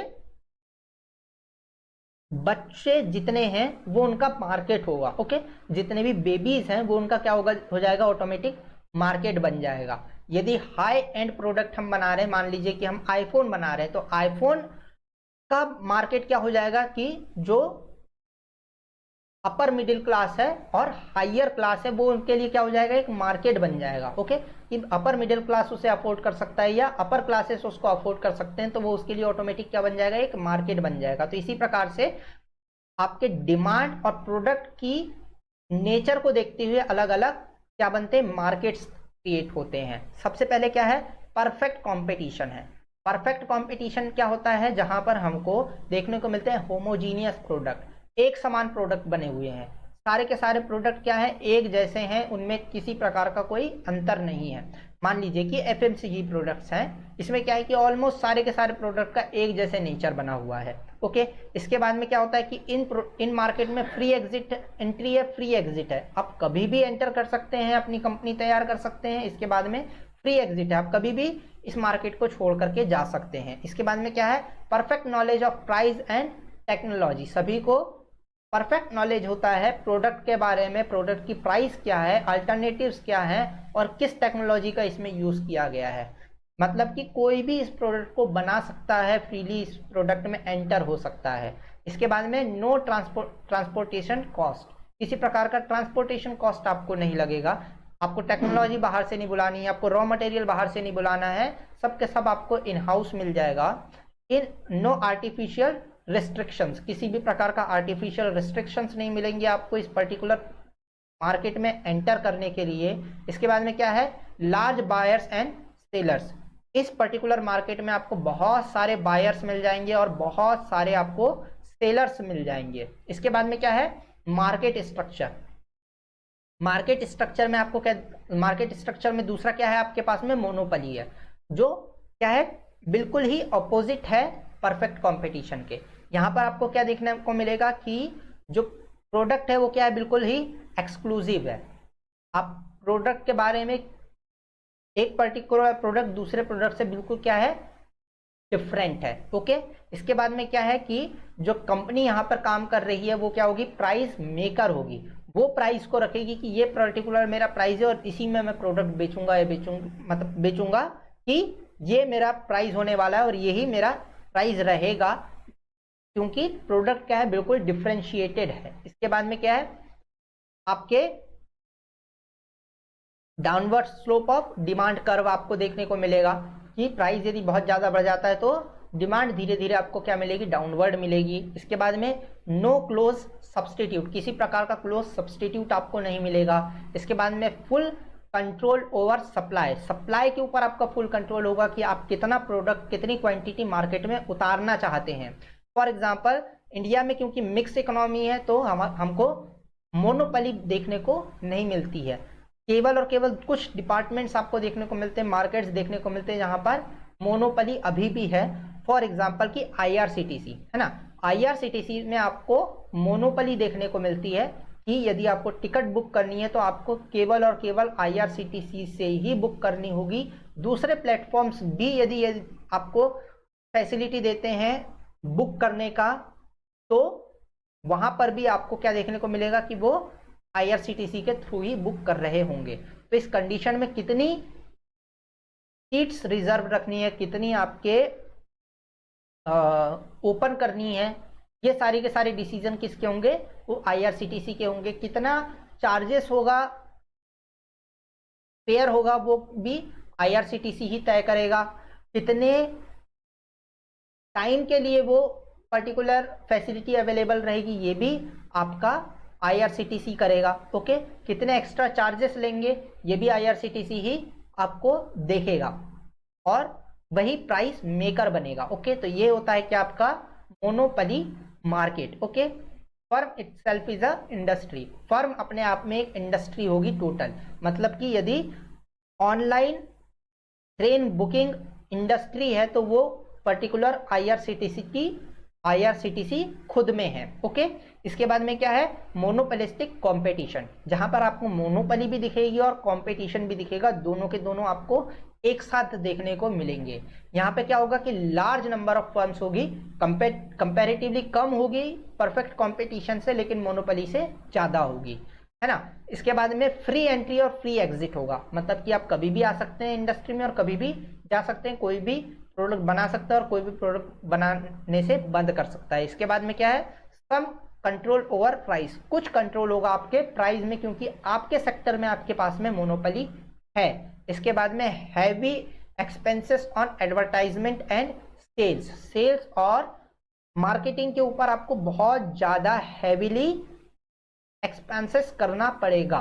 ओके, और इसके बाद में क्या है, प्रोडक्ट वेरिएशन, आपको क्या देखने को मिलेगा, प्रोडक्ट में वेरिएशन देखने को मिलेगा। इसके बाद में क्या है, प्रोडक्ट डिफरेंशिएशन, प्रोडक्ट में आपको डिफरेंशिएशन देखने को मिलेगा। ओके, तो ऐसा आपको बहुत कम इंडस्ट्रीज में देखने को मिलता है। फॉर एग्जांपल कि ऑटोमोटिव जो आपकी इंडस्ट्री है वहां। ओके, ऑटोमोटिव इंडस्ट्री में आपको क्या देखने को मिलता है कि आपका जो प्रोडक्ट अलग अलग है। कार्स जो मैन्युफैक्चरिंग है वो क्या होती है, उसमें बहुत सारे अलग अलग आपको टाइप्स देखने को मिल जाएंगे। ऑफ रोड मिल जाएगा, आपको ऑन रोड मिल जाएगा, आपको 2 व्हील ड्राइव मिलेगी, आपको 4 व्हील ड्राइव मिलेगी, आपको क्या मिलेगा कि आपको सिडेन कार मिलेगी, हैचबैक कार मिलेगी, है ना। आपको क्या मिल जाएगा कि प्रॉपर 4x4 ऑफ रोड गाड़ी मिल जाएगी, आपको हाइब्रिड गाड़ी मिल जाएगी, आपको एसयूवी मिल जाएगी, मतलब कि वैरायटी बहुत ज्यादा मिल जाएगी। ओके, और यहाँ पर आपको मोनोपोली भी देखने को मिलेगी कि एक पर्टिकुलर सेक्टर को रूल कर रही है एक पर्टिकुलर कंपनी। फॉर एग्जांपल कि पैसेंजर कार्स में आपको मारुति रूल करते हुए मिलेगी कि 40% स्टेक उसके पास में है ओवरऑल मार्केट का, और पैसेंजर कार में ओवर 70% जो है वो आपको फैमिली कार्स के रूप में मारुति मिल जाएगी। यदि आप ऑफ रोड गाड़ियों की बात करें तो आपको महिंद्रा का एक अलग मार्केट सेगमेंट देखने को मिल जाएगा। यदि आपको रफ एंड टफ गाड़ियों के यदि बात करें तो आपको टाटा का एक अलग मार्केट सेगमेंट देखने को मिल जाएगा। इसके अलावा यदि आपको मिलिट्री गाड़ीज में देखने को मिलेगा तो अभी तक के जीप जो चलती थी उसको रिप्लेस कर दिया टाटा सफारी ने, मतलब कि जो रफ एंड टफ और डिफेंस वाली चीजें आ जाती है उसमें एक अलग आपको सेगमेंट देखने को मिलेगा जहां पे टाटा और महिंद्रा है। ओके, तो हर अलग अलग सेगमेंट में आपको अलग अलग गाड़ियां देखने को मिल जाएगी। स्पोर्ट्स में आपको अलग गाड़ियां देखने को मिल जाएगी, प्रीमियम क्लास में आपको अलग गाड़ियां देखने को मिल जाएगी। तो हर एक मार्केट में अलग अलग आपको क्या देखने को मिलेगा, मोनोपोली देखने को मिलेगी, और एट द सेम टाइम इनके बीच में कंपटीशन भी आपको देखने को मिलेगा, क्योंकि बहुत सारे इसमें कंपोनेंट्स रहते हैं, बहुत सारे अलग अलग फीचर्स रहते हैं, तो इस कारण इनको बहुत ज़्यादा एडवर्टाइजमेंट भी करना पड़ता है अपने पर्टिकुलर फीचर के बारे में लोगों को बताने के लिए। ओके, इसके बाद में एक मार्केट सेगमेंट आता है, वो है ओलिगोपोली। ओलिगोपोली क्या है, बहुत ज़्यादा कॉम्प्लेक्स सिस्टम है, हमको रेयरली ये सिस्टम देखने को मिलता है, लेकिन इस मार्केट में ऑपरेट करना सबसे ज़्यादा कॉम्प्लेक्स होता है। क्यों? क्योंकि यहाँ पे हमको बहुत ज़्यादा कम लोग देखने को मिलेंगे। यहाँ पे आपको क्या देखने को मिलेगा कि ऑलमोस्ट आइडेंटिकल प्रोडक्ट देखने को मिलेगा, लेकिन इनके बीच में इंडिपेंडेंस रहेगी किसी ना किसी प्रकार की। ओके, यहाँ पे आपको फ्यू कंपनीज देखने को मिलेगी। एंट्री और एग्जिट जो है दोनों की दोनों क्या होगा, बहुत ज़्यादा डिफिकल्ट होगा, है ना। दोनों के दोनों में आपको बैरियर्स देखने को मिलेंगे, लैक ऑफ यूनिफॉर्मिलिटी देखने को मिलेगी एट द सेम टाइम, लेकिन प्रोडक्ट में किसी प्रकार का लिंक भी देखने को मिलेगा। फ्यू सेलर्स रहेंगे और मेनी बायर्स रहेंगे, बहुत ज्यादा आपको एडवर्टाइजमेंट वॉर देखने को मिलेगी। ओके, ये कह सकते हैं हम टेलीकॉम सेक्टर में। ओके, टेलीकॉम सेक्टर में क्या है, हमारे पास में मेजरली 4 कंपनीज है टोटल, और उसमें भी 3 मेजर कंपनीज है, मतलब कि जियो, आइडिया, एयरटेल और बीएसएनएल। ओके, बीएसएनएल को यदि हम थोड़ी देर के लिए अलग हटा दें तो हमारे पास में क्या है, आइडिया है जो कि क्या हो चुका है, वीआई हो चुका है। इसके बाद में एयरटेल है और आपका जियो है। ओके, तो जो इसमें लीडिंग कंपनी होगी, जो सबसे बड़ी कंपनी होगी जियो, वो क्या करेगी, प्राइस मेकर होगी, और जो उनके फॉलोइंग कंपनीज होगी वो क्या होगी, प्राइस टेकर होगी। ओके, और यहाँ पर हमको क्या देखने को मिलेगा, हमको देखने को मिलेगा कि बहुत ज्यादा हमको कर्व देखने को मिलेगा डिमांड में। ओके, आइसो कर्व इसमें देखने को मिलेगा कि यदि आपके जियो ने एकदम से प्राइस बढ़ा दिया तो आपको क्या देखने को मिलेगा कि पोर्ट करने लग जाएंगे लोग जियो से एयरटेल के ऊपर, यानी कि कर्व आपका क्या होने लग जाएगा कि डिफ्लेक्शन बहुत ज्यादा तेज आ सकता है, क्योंकि आइडेंटिकल प्रोडक्ट्स है, लेकिन at the same time different भी है प्रोडक्ट। कैसे डिफरेंट प्रोडक्ट है कि जियो अपने सर्विसेज के साथ में क्या देता है, आपको जियो टीवी दे देगा, आपको जियो सिनेमा दे देगा, आपको फ्री में आईपीएल दिखवा देगा, आपको फ्री में मैचेस दिखवा देगा, आपको फ्री में ढेर सारी सीरीज दिखवा देगा। मतलब कि वो अपने ही प्रोडक्ट को क्या करता है, इंटीग्रेट करता है। इसके अलावा यदि हम एयरटेल की बात करें तो एयरटेल के प्रोडक्ट के साथ में आपको इंटीग्रेशन किसका मिलेगा, आपको मिलेगा दूसरे प्रोडक्ट, जैसे कि आपको हॉटस्टार के ऊपर स्कीम्स मिल जाएगी। ओके, आपको दूसरे प्लेटफॉर्म्स के ऊपर स्कीम्स मिल जाएगी, आपको जियो बैंक के तरफ से कुछ ना कुछ स्कीम्स मिल जाएगी, आपको कैशबैक के तरफ तौर पे कुछ ना कुछ मिल जाएगा। मतलब कि वो जो अपने प्रोडक्ट को क्रिएट कर रहे हैं किसी और डायरेक्शन में कर रहे हैं। ओके, आप वीआई की बात करें तो क्या हो जाएगा कि नाइट में अनलिमिटेड डाटा फ्री। ओके, तो वो जो अपने प्रोडक्ट को बना रहे हैं वो किसी अलग तरीके से बना रहे हैं, तो आपको यूनिफॉर्मिलिटी नहीं मिलेगी सभी प्रोडक्ट्स के बीच में। ओके, इसके बाद में कुछ छोटे छोटे कॉन्सेप्ट्स है हमारे पास में, वो क्या है, डियोपोली, मोनोपोनी, मोनोस्पोनी, डियोस्पोनी और बायलेटरल मोनोपोली। ओके, इसको समझ लेते हैं हम। सबसे पहले क्या है, duopoly. Duopoly where only two companies dominate the market, जहां पर केवल दो कंपनी पूरे के पूरे मार्केट को डोमिनेट करती है। मेजर कंपनीज दो होती है और वही पूरे के पूरे मार्केट को क्या करती है, डोमिनेट करती है। फॉर एग्जांपल पेप्सी और आपका Coca Cola. Okay, soft drink market में ये दो कंपनीज क्या कर रही है, पूरा डोमिनेट करती है पूरे मार्केट को। आप यदि मोबाइल ओएस की बात करें, ऑपरेटिंग सिस्टम की, तो एंड्रॉइड और आईओएस, एप्पल और एंड्रॉइड, ये क्या करते हैं, पूरे के पूरे मार्केट को डोमिनेट करते हैं। ओके, इसके बाद में यदि हम बात करें किसकी, ऑपरेटिंग सिस्टम इन कंप्यूटर में यदि हम देखें तो क्या होगा कि एक तो विंडो है या आईओएस है। ओके, या तो विंडो होगा या आईओएस होगा, ये दोनों में से कोई एक होगा। मतलब कि दो कंपनीज मेजरली पूरे के पूरे मार्केट को डोमिनेट करती है। इसके बाद में क्या है, मोनोस्पोनी। मोनोस्पोनी कहाँ होगी, जहां पर केवल एक बायर होगा और बहुत सारे सेलर्स होंगे। ये कहाँ देखने को मिलेगा, हमको देखने को मिलेगा जहां पे गवर्नमेंट बिडिंग होगी, जहां पे गवर्नमेंट कुछ चीजें खरीद रही होगी। फॉर एग्जांपल इंडियन रेलवे क्या करती है कि वो स्टील कंपनी से स्टील खरीदती है। ओके, तो वन बायर है कि पटरी यदि बिकेगी, है ना, रेलवे ट्रैक यदि बिकेगा तो वो कहाँ से आएगा, वो कौन खरीदेगा, केवल इंडियन रेलवे खरीद सकती है, उसके अलावा और कोई नहीं खरीद सकता है। तो यहाँ कहाँ क्या देखने को मिल रहा है, हमको सिंगल बायर देखने को मिल रहा है। इसके बाद में डियोस्पोनी, जहां पर हमको दो बायर देखने को मिले। ओके, यदि आपका गवर्नमेंट सप्लाई किसी प्रकार का है तो आपसे कौन कौन खरीद सकता है, एक तो सेंट्रल गवर्नमेंट खरीदेगी या स्टेट गवर्नमेंट खरीदेगी। यहाँ पे हमको दो बायर्स देखने को मिल रहे हैं। इसको क्या बोलेंगे, आप बोलेंगे डियोस्पोनी बोलेंगे इस प्रकार के मार्केट को। इसके बाद में क्या है आपका बायलेटरल मोनोस्पोनी। क्या देखने को मिलेगा कि एक सिंगल बायर है और सिंगल सेलर है। इस कंडीशन में हमको क्या देखने को मिलेगा, हमको देखने को मिलेगा कि यहां पर आपको मोनोपोली दोनों ही साइड से देखने को मिल रही है। यदि कोई नया टेक्नोलॉजी है, बिल्कुल ही नई टेक्नोलॉजी है, जिसमें हमको क्या देखने को मिल रहा है कि एक कंपनी ही उसको बना सकती है। फॉर एग्जांपल कि हमारा बहुत सारा, फॉर एग्जांपल हमारा जो डिफेंस में बहुत सारे ऐसी चीजें हैं जो कि केवल और केवल टाटा डिफेंस जो है वो बना सकता है। उसी के पास में एक कैपेबिलिटी है कि वो उस क्वालिटी के प्रोडक्ट्स को बना सकती है। तो इस कंडीशन में क्या होगा कि ऑटोमेटिक क्या होगा, वो पर्टिकुलर प्रोडक्ट के लिए डिफेंस के या आर्मी जो है, गवर्नमेंट जो है, वो टाटा डिफेंस सिस्टम को ही प्रीफर करेगी कि आप ही हमारे लिए ये पर्टिकुलर इक्विपमेंट बना करके दीजिए।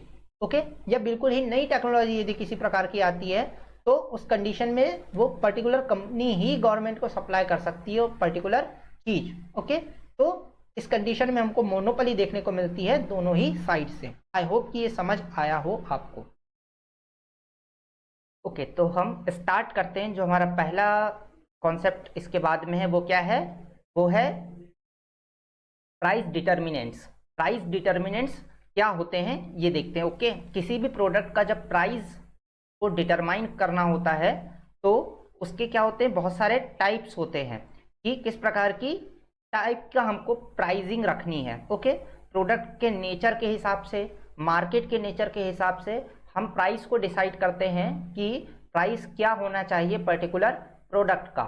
फॉर एग्जांपल कि कोई हमको लो एंड के मोबाइल फोन की प्राइसिंग रखनी है, तो वो उस मार्केट को सूट करती हुई क्या होनी चाहिए, प्राइस होनी चाहिए। इसके अलावा यदि आईफोन किसी अपने नए फोन को लॉन्च करता है तो वो किस हिसाब से अपनी प्राइसिंग रखता है, इन दो सेम प्रोडक्ट के लिए, मतलब कि मोबाइल फोन के लिए जो प्राइसिंग की स्ट्रेटेजी है वो क्या है, डिफरेंट है, क्योंकि दोनों के मार्केट्स अलग अलग है, उनके बायर्स अलग अलग है, और जिस मार्केट में वो कॉम्पीट कर रहे हैं वो क्या है, वो कंप्लीटली अलग मार्केट है। ओके, तो हम देखते हैं कुछ प्राइसिंग स्ट्रेटेजीज कौन कौन सी होती है। सबसे पहले क्या है हमारे पास में, कॉस्ट बेस्ड प्राइसिंग, जहां पर हम कॉस्ट को कंसीडर करते हैं कि यदि हमारी इतनी लागत लगी है तो उसके हिसाब से हमारी प्राइसिंग क्या होनी चाहिए। सबसे पहले क्या है, कॉस्ट प्लस प्राइसिंग, जिसमें हम क्या करते हैं, अपनी कॉस्ट को जोड़ लेते हैं, उसमें अपनी मार्जिन को ऐड करते हैं और उसके हिसाब से आगे क्या कर देते हैं, मार्जिन रख देते हैं। ओके, प्राइस रख देते हैं, ऐड करके अपनी मार्जिन रखेंगे और उसके बाद में उसको प्राइस को हम कंसीडर कर लेते हैं। इसके बाद में क्या होगा, मेकअप प्राइसिंग। मेकअप प्राइसिंग क्या होगी कि अपनी कॉस्ट को अपने को मेकअप करना है, उसको मीट करना है। ओके, जहां हम अपने लॉसेस को खत्म करना चाहते हैं, मीटअप करना चाहते हैं, मेकअप करना चाहते हैं अपने टोटल कॉस्ट को, उस कंडीशन में हम इस प्रकार की प्राइसिंग को रखते हैं। जब हम हाईली कॉम्पिटिटिव मार्केट में काम कर रहे होते हैं, जहां पर प्राइस वॉर रहता है, तो उस कंडीशन में हमारी मिनिमम रिक्वायरमेंट क्या होती है, हमारी मिनिमम रिक्वायरमेंट होती है कि हमने जो कॉस्ट इसमें लगा चुका है, जितनी लागत हमने लगा चुकी है, उसको क्या करें, हम मेकअप करने का ट्राई करें, उतना तो हम मीट कर ले कम से कम। तो इस कंडीशन में हम क्या करते हैं, मेकअप प्राइसिंग का यूज करते हैं। इसके बाद इसमें डिमांड बेस्ड प्राइसिंग। ओके, जिस चीजों में हमको क्या देखना होता है कि यूनिक डिमांड देखने को मिल रही है, फॉर एग्जांपल हम आईफोन की बात कर ले। ओके, तो उस पर्टिकुलर ब्रांड का यदि नया फोन लॉन्च होता है, जैसे कि अभी आईफोन 14 लॉन्च हो रहा है, तो वो प्राइसिंग किसके बेसिस पे रहेगी, डिमांड को कंसीडर करते हुए रहेगी कि यदि हमने इस प्राइस पॉइंट पे इस पर्टिकुलर प्रोडक्ट को लॉन्च किया है तो इसकी क्या डिमांड हो सकती है इन फ्यूचर, क्योंकि कंपटीशन इसमें किसी प्रकार का कोई फैक्टर नहीं है। एंड्रॉयड अपना मोबाइल कितने भी प्राइस में लॉन्च करते रहे, आईफोन का एक अलग सेपरेट मार्केट है और वो उसके हिसाब से ही काम करते हैं। तो डिमांड को कंसीडर करते हुए कि यदि हमने 1.5 लाख रुपए का मोबाइल लॉन्च कर दिया तो इस 1.5 लाख रुपए के प्राइस रेंज में हमको कितना डिमांड देखने को मिल सकता है, 1,60,000 में कितना डिमांड देखने को मिल सकता है, और उसके हिसाब से आप अपनी प्राइसिंग को रखते हैं। इसके बाद में क्या है, कॉम्पिटिशन बेस्ड प्राइसिंग, कि कॉम्पिटिटर का क्या प्राइस है उसके हिसाब से आप अपनी प्राइसिंग को रखते हैं। फॉर एग्जाम्पल कि पेप्सी का क्या प्राइस है, इसके हिसाब से कोका कोला अपना प्राइसिंग रखे। ओके, कंपटीशन में कैसे लोग हैं, यदि हम मोबाइल फोन की बात करें तो ओप्पो, वीवो, रियलमी, रेडमी, इन ब्रांड्स का जो प्राइस रेंज होता है वो क्या होता है, बिल्कुल आसपास होता है। तो वो कंपटीशन को देखते हुए अपनी प्राइसिंग को रखते हैं।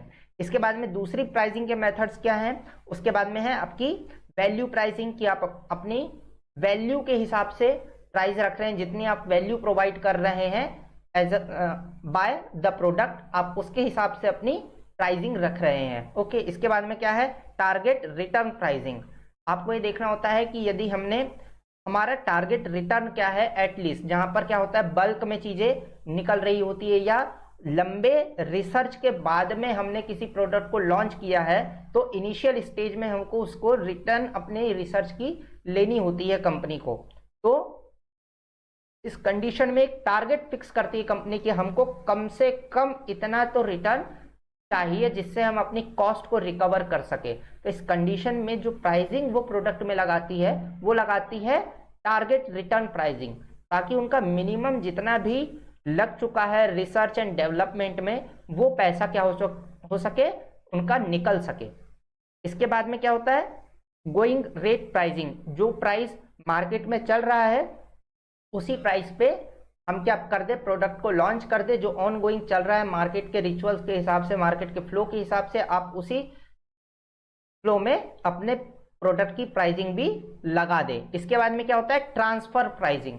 ट्रांसफर प्राइसिंग कहाँ हमको देखने को मिलती है, जहां पर हमको रॉ मटेरियल जो है या एक सेक्टर का रॉ मटेरियल आपके दूसरे सेक्टर का फाइनल प्रोडक्ट होता है। ओके, तो इस कंडीशन में हमको ट्रांसफर प्राइसिंग देखने को मिलती है।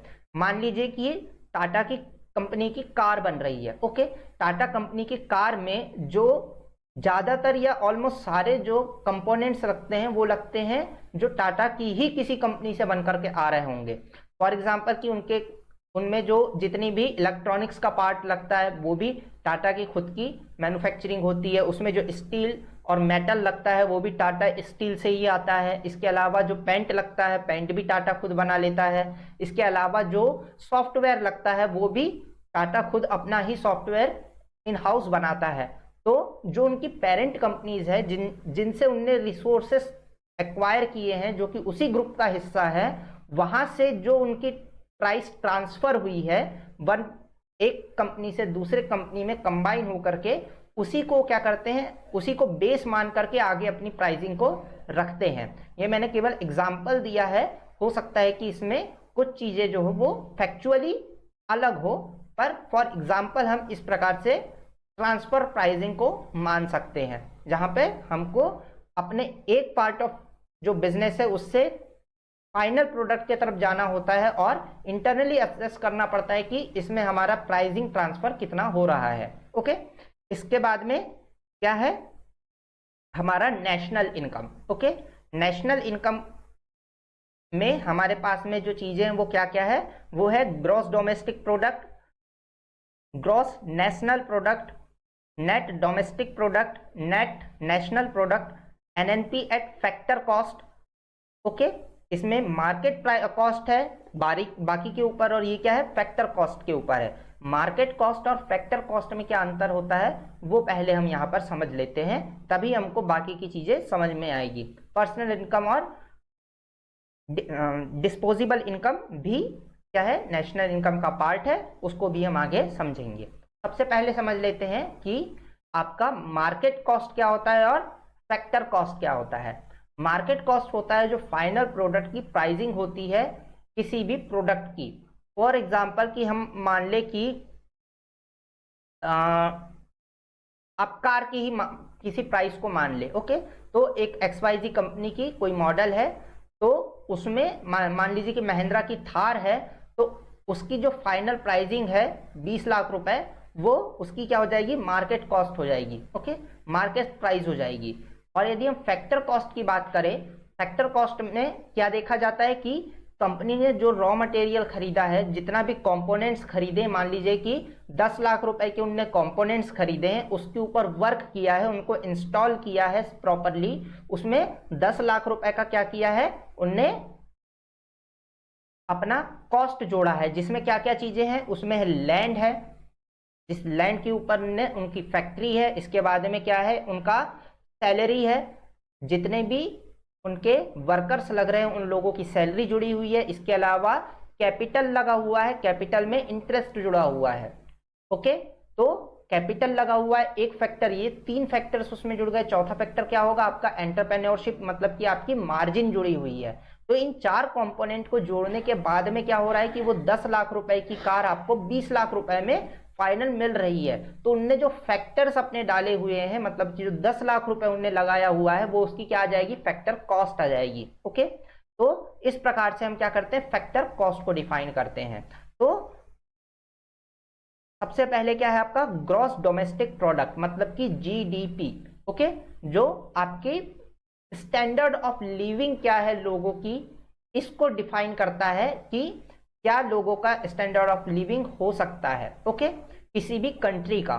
तो जैसे कि हमारी GDP अभी ऑलमोस्ट कितनी है 3.56 के तरफ पहुंच चुकी है। ओके, इसके अलावा जो सबसे हमारे बाद में और भी कंट्रीज है, हम अभी 5th नंबर पर है। ओके, तो आपका कंपनी पूरी कंट्री की वेल्थ को डिफाइन करता है ग्रॉस डोमेस्टिक प्रोडक्ट। और पर कैपिटा इनकम जब हम निकालते हैं तो वो उससे हमको पता चलता है कि लोगों के स्टैंडर्ड क्या है अभी लाइफ के। ओके, उनकी लिविंग स्टैंडर्ड क्या है ये पता चलता है हमको जब हम पर कैपिटा इनकम निकालते हैं कि हर हाउस होल्ड का हमारे पास में कितना इनकम है। ओके, तो यदि अनइवन डिस्ट्रीब्यूशन ऑफ वेल्थ होगा तो ऑटोमेटिक क्या हो जाएगा कि हमारा वेल्थ बहुत कुछ लोगों के बीच में बहुत ज्यादा कंसंट्रेट करेगा और बहुत सारे लोगों के पास में बहुत कम वेल्थ रहेगी। ओके, जिससे हमारा नेशन अभी जूझ रहा है कि कंसंट्रेशन जो है बहुत अनइवन है।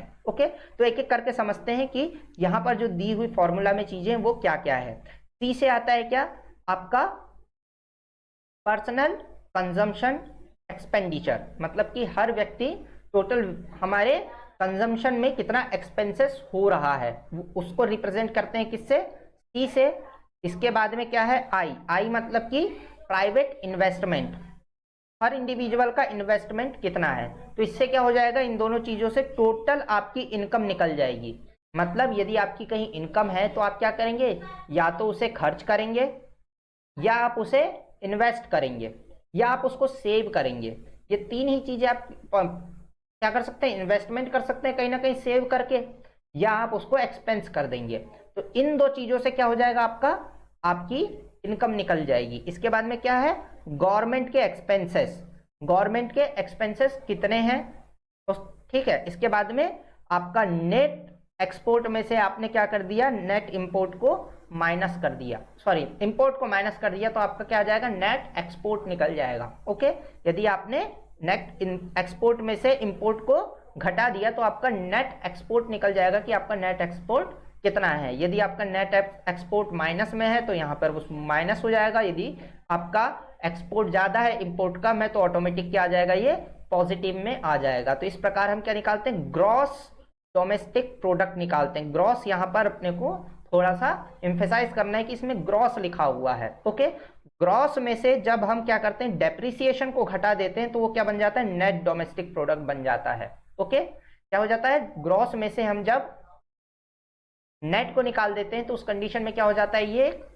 Gross domestic net domestic product बन जाता है। जब हमको डोमेस्टिक के बदले नेशन का प्रोडक्ट निकालना होता है तो हम क्या करते हैं, जो हमने अपना इंपोर्ट्स को माइनस किया हुआ था यहाँ पर उसको माइनस नहीं करते हैं, यहाँ पर उसे जैसे का वैसा रहने देते हैं। ओके, तो इस कंडीशन में हम क्या करते हैं कि जैसे का वैसा हमने रहने दिए किसको, अपने एक्सपोर्ट्स को, और उसमें एडिशनल क्या ऐड कर दिया कि हमने जितना भी बाहर से पैसा कमाया हुआ है जेड, जितना भी डोमेस्टिक लोगों ने, जितने भी एनआरआई लोग हैं, सॉरी एनआरआई नहीं, जो डोमेस्टिक लोग हैं, जो इंडियंस हैं, उनने जितना भी बाहर से पैसा कमाया हुआ है वो उसको कैलकुलेट किया जाता है, उसको क्या कहा जाता है, नेशनल इनकम कहा जाता है, ग्रोस नेशनल इनकम। ये डोमेस्टिक नहीं है, नेशनल है। डोमेस्टिक मतलब कि आपने बाउंड्रीज के अंदर कितना कमाया है, नेशनल में क्या होगा कि नेशन में रहने वाले लोगों ने कितना पैसा कमाया है। ओके, डोमेस्टिक का मतलब क्या है कि जितनी भी हमारी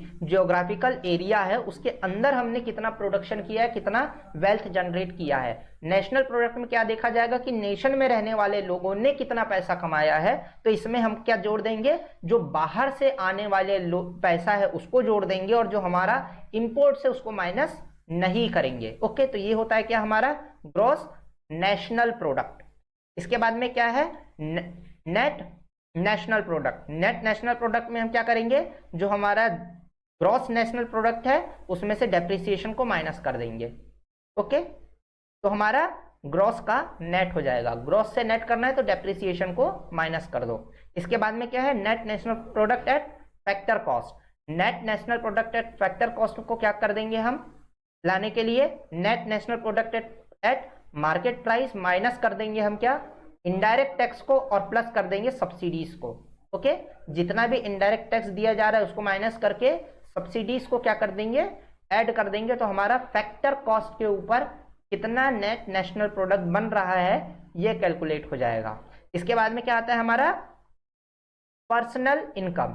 पर्सनल इनकम में क्या क्या चीजें आ जाएगी, आपके सैलरी आ जाएगा, वेजेस आ जाएगा, इसके बाद में इंटरेस्ट रिसीव हो जाएगा, रेंट रिसीव आ जाएगा, डिविडेंड आपने कहीं इन्वेस्टमेंट किया हुआ है तो डिविडेंड जो आपको मिल रहा है वो आ जाएगा, और एनी ट्रांसफर पेमेंट्स आ जाएगा। किसी भी प्रकार का ट्रांसफर पेमेंट्स आपने लिया हुआ है, कमीशन के रूप में लिया हुआ है या किसी और फॉर्म में लिया हुआ है, तो वो सारी की सारी इनकम किस में आ जाएगी, आपके पर्सनल इनकम में आ जाएगी। ओके, पर्सनल इनकम को आप और क्या कर सकते हैं कि आपके total consumption, total expenditure plus आपका टोटल इन्वेस्टमेंट या सेविंग्स, इन दोनों को भी आप ऐड कर देंगे तो भी आपकी पर्सनल इनकम आ जाएगी। ओके, इसके बाद में क्या है कि आपका डिस्पोजेबल इनकम क्या होगी। डिस्पोजेबल इनकम क्या होगी आपकी, personal income minus personal tax.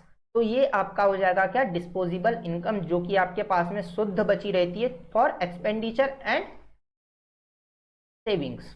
Okay, तो ये है सारा का सारा आपके नेशनल इनकम में। ओके, ये पर्टिकुलर पीडीएफ आपको हमारे एप्लीकेशन में मिल जाएगी। इसके बाद में क्या है, मेजरमेंट्स ऑफ नेशनल इनकम। हम नेशनल इनकम को कैसे कैलकुलेट करते हैं, तो हम इसको दो प्राइजेस में कर सकते हैं। कौन से, मार्केट प्राइस और factor price. Okay, market price क्या हो गए कि एक्चुअल ट्रांसफर प्राइस जितना हो रहा है, जैसे कि मैंने आपको पिछले अपने एग्जाम्पल में बताया था कि फैक्टर कॉस्ट मतलब कि यदि थार 20 लाख रुपए की है तो वो 20 लाख रुपए माना जाएगा as a cost. Okay, as a price of that थार। लेकिन फैक्टर कॉस्ट यदि हम देखेंगे तो क्या होगा कि आप देखते हैं कि इन प्रोसेस कितना, उसमें क्या लग रहा है, जो हमारे फैक्टर्स ऑफ प्रोडक्शन है। फैक्टर्स ऑफ प्रोडक्शन में क्या क्या आ जाएगा, इंटरेस्ट ऑन कैपिटल, मतलब कि कैपिटल आपका एक फैक्टर ऑफ प्रोडक्शन है, उसके ऊपर लगने वाला इंटरेस्ट। उसके बाद में आपका जो लेबर होता है फैक्टर ऑफ प्रोडक्शन, उसमें उसको आप कितने वेजेस प्रोवाइड कर रहे हैं। तीसरा होता है लैंड, लैंड में आप कितना रेंट प्रोवाइड कर रहे हैं। चौथा होता है एंटरप्रेन्योरशिप, एंटरप्रेन्योरशिप में आप क्या करेंगे, प्रॉफिट देखेंगे कि आप कितना प्रॉफिट उसमें से अर्न कर रहे हैं। ये चारों के चारों फैक्टर कॉस्ट को आप यदि कैलकुलेट करते हैं और उसके बेसिस पे आप नेशनल प्रोडक्शन को निकालते हैं, तो वो क्या होगा, फैक्टर कॉस्ट के ऊपर होगा कि आप वेल्थ जनरेशन कितनी कर रहे हैं। Okay, by using raw material, जो आपका जो बाय प्रोडक्ट है उससे। ओके, इसके बाद में क्या है आपका, जो मेथड्स यूज की जाती है वो कौन कौन सी है। एक तो है आउटपुट या प्रोडक्शन मेथड, इसमें आप क्या करते हैं, वैल्यू एडेड मेथड भी इसे कहते हैं। Different sectors such as agriculture, fishing, mining, construction, manufacturing, trade and commerce, transport, communication and other services. ये सारी की सारी जो सर्विसेज है, इसका कैलकुलेशन हम किसके ऊपर करते हैं, आउटपुट मेथड। मतलब कि इस पर्टिकुलर, यदि हमने क्या किया हुआ है कि मान लीजिए कि कोई सर्विस इंडस्ट्री है, तो मेन पावर को यूज करके उनने कितना वेल्थ जनरेट किया है, कितना आउटपुट निकला है, उसको कैलकुलेट किया जाता है किससे, आउटपुट मेथड से। ओके, या प्रोडक्शन मेथड से, कि प्रोडक्शन की प्रोसेस से कितना प्रोडक्शन क्या हुआ, कितना वेल्थ जनरेशन की गई है। ओके, कि आपने 10 लाख रुपए का इनपुट दिया हुआ है रॉ मटेरियल के रूप में, आपने फैक्टर्स ऑफ प्रोडक्शन उसमें लगाया हुआ है फैक्ट्री के फॉर्म में, और उससे 20 लाख रुपए का एक प्रोडक्ट तैयार किया हुआ है। तो आपका वेल्थ जनरेशन जो हुआ है, जो प्रोडक्शन मेथड आपने किया है, आउटपुट दिया है, वो क्या दिया है, 10 लाख रुपए का आउटपुट दिया हुआ है। तो इससे आप क्या करते हैं, वैल्यू एडिड कर रहे हैं उसमें 10 लाख रुपए की, 10 लाख रुपए के बेसिक प्रोडक्ट के ऊपर। तो यही कैलकुलेशन होता है क्या, आपका आउटपुट मेथड। इसके बाद में क्या है, इनकम मेथड। इनकम मेथड में हम क्या देखते हैं कि जितनी भी हमारे पास में सोर्सेस ऑफ इनकम है, उससे कितना वेल्थ जनरेशन हो रहा है, चाहे वो कमीशन के रूप में हो, आपके सेल्स के रूप में हो, प्रॉफिट के रूप में हो, सेल्स से होने वाले प्रॉफिट के रूप में हो, आपके सैलरी के रूप में हो, तो जितने भी आपके इंटरेस्ट के रूप में हो, डिविडेंड के रूप में हो, जितनी भी आपके सोर्सेस ऑफ इनकम है, आप उससे कम्युलेटिव कितना इनकम जनरेट कर रहे हैं। इसके बाद में क्या है, एक्सपेंडिचर मेथड। ठीक उल्टा है क्या, इनकम मेथड के, कि कम्युलेटिवली हम कितना एक्सपेंडिचर कर रहे हैं। This method arise at the national income by adding up all the expenditure made on goods and services during a year. मतलब कि एक पूरे साल में कितना एक्सपेंसेस किया गया है लोगों के द्वारा फॉर गुड्स एंड सर्विसेज। तो ये तीन मेन हमारे पास में मेथड्स हैं नेशनल इनकम को कैलकुलेट करने के लिए। आई होप कि आपको समझ आया हो। यदि किसी प्रकार का कंफ्यूजन है तो आप मुझे कमेंट बॉक्स में बता सकते हैं।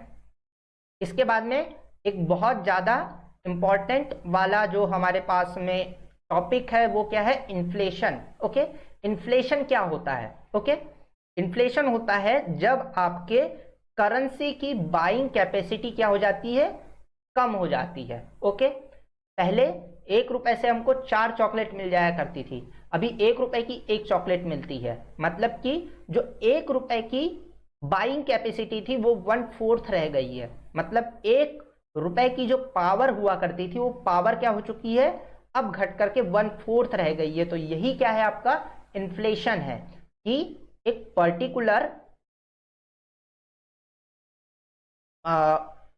टाइम में आपकी करेंसी कितना अफोर्ड कर सकती है, कितना उसके पास में परचेसिंग पावर है, उसमें यदि किसी प्रकार का डिक्रीज आता है उसकी पावर में, तो उसको क्या कहा जाता है, इन्फ्लेशन कहा जाता है। ओके, तो हमेशा कंट्री में जो फाइनेंस मिनिस्टर है, आपने यदि हमारा बजट सुना होगा तो उसमें आता है कि बकेट प्राइस क्या होता है। ओके, बकेट प्राइस में क्या रखा जाता है कि एक सिंपल हाउस होल्ड में यदि कुछ खाने की चीजें यदि मिनिमम रहनी चाहिए तो उस पर्टिकुलर बकेट का कितना प्राइस हो रहा है, वो पर्टिकुलर प्राइस को क्या किया जाता है, मेंटेन किया जाता है कि इतना कम से कम हमको अपना प्राइस को मेंटेन रखना है कि वो बकेट का प्राइस जो है हमारे एवरेज बाइंग कैपेसिटी से बाहर ना चले जाए। ओके, तो यही होता है क्या, उसका बकेट प्राइस की मिनिमम जितनी हाउस होल्ड को खाने के लिए चीजें एटलीस्ट चाहिए होती, एडिबल जितने होते हैं, जिसमें आटा कम से कम इतना होना चाहिए पर पर्सन, इतनी दाल होनी चाहिए, इतना तेल होना चाहिए, जितने भी एडिबल्स होते हैं जो कि एसेंशियल होते हैं किसी भी एक पर्सन के फॉर लाइवलीहुड, वो एक पर्टिकुलर प्राइस ब्रैकेट से बाहर नहीं जाना चाहिए। उसको क्या किया जाता है, मेंटेन करके रखा जाता है बाय कंट्रोलिंग इन्फ्लेशन। ओके, तो ये कितने प्रकार के होते हैं हम देखते हैं इन्फ्लेशन। ओके, तो inflation is the rate of increase in price over a given period of time. In simple words क्या होता है, प्राइस का इंक्रीज होना over a period of time. Okay, इसी को क्या कहा जाता है, इन्फ्लेशन कहा जाता है। इसके अलग डिफरेंट क्या होते हैं, टाइप्स होते हैं। सबसे पहला क्या है, cost push inflation. Cost push inflation हमको क्या देखने को मिलता है, when the aggregate supply of the goods and services decrease because of the increase in price. Okay, यदि प्राइस में हमको किसी प्रकार का क्या देखने को मिल रहा है, कॉस्ट पीछे से पुश हो रही है। ओके, क्या हो रहा है, पीछे से कॉस्ट पुश हो रही है। मतलब कि मान लीजिए कि कंपोनेंट, कोई हम प्रोडक्ट बना रहे हैं 10, उसमें कंपोनेंट रखते हैं, यदि उसके कंपोनेंट का प्राइस क्या हो जा रहा है, बढ़ जा रहा है। ओके, तो ऑटोमेटिक क्या होगा कि आगे चल करके उस पर्टिकुलर ओवरऑल प्रोडक्ट का प्राइस ही क्या हो जाएगा, इन्फ्लेट हो जाएगा। ओके, मान लीजिए कि केचप बनाने वाली कंपनी है और टमाटर महंगे हो गए।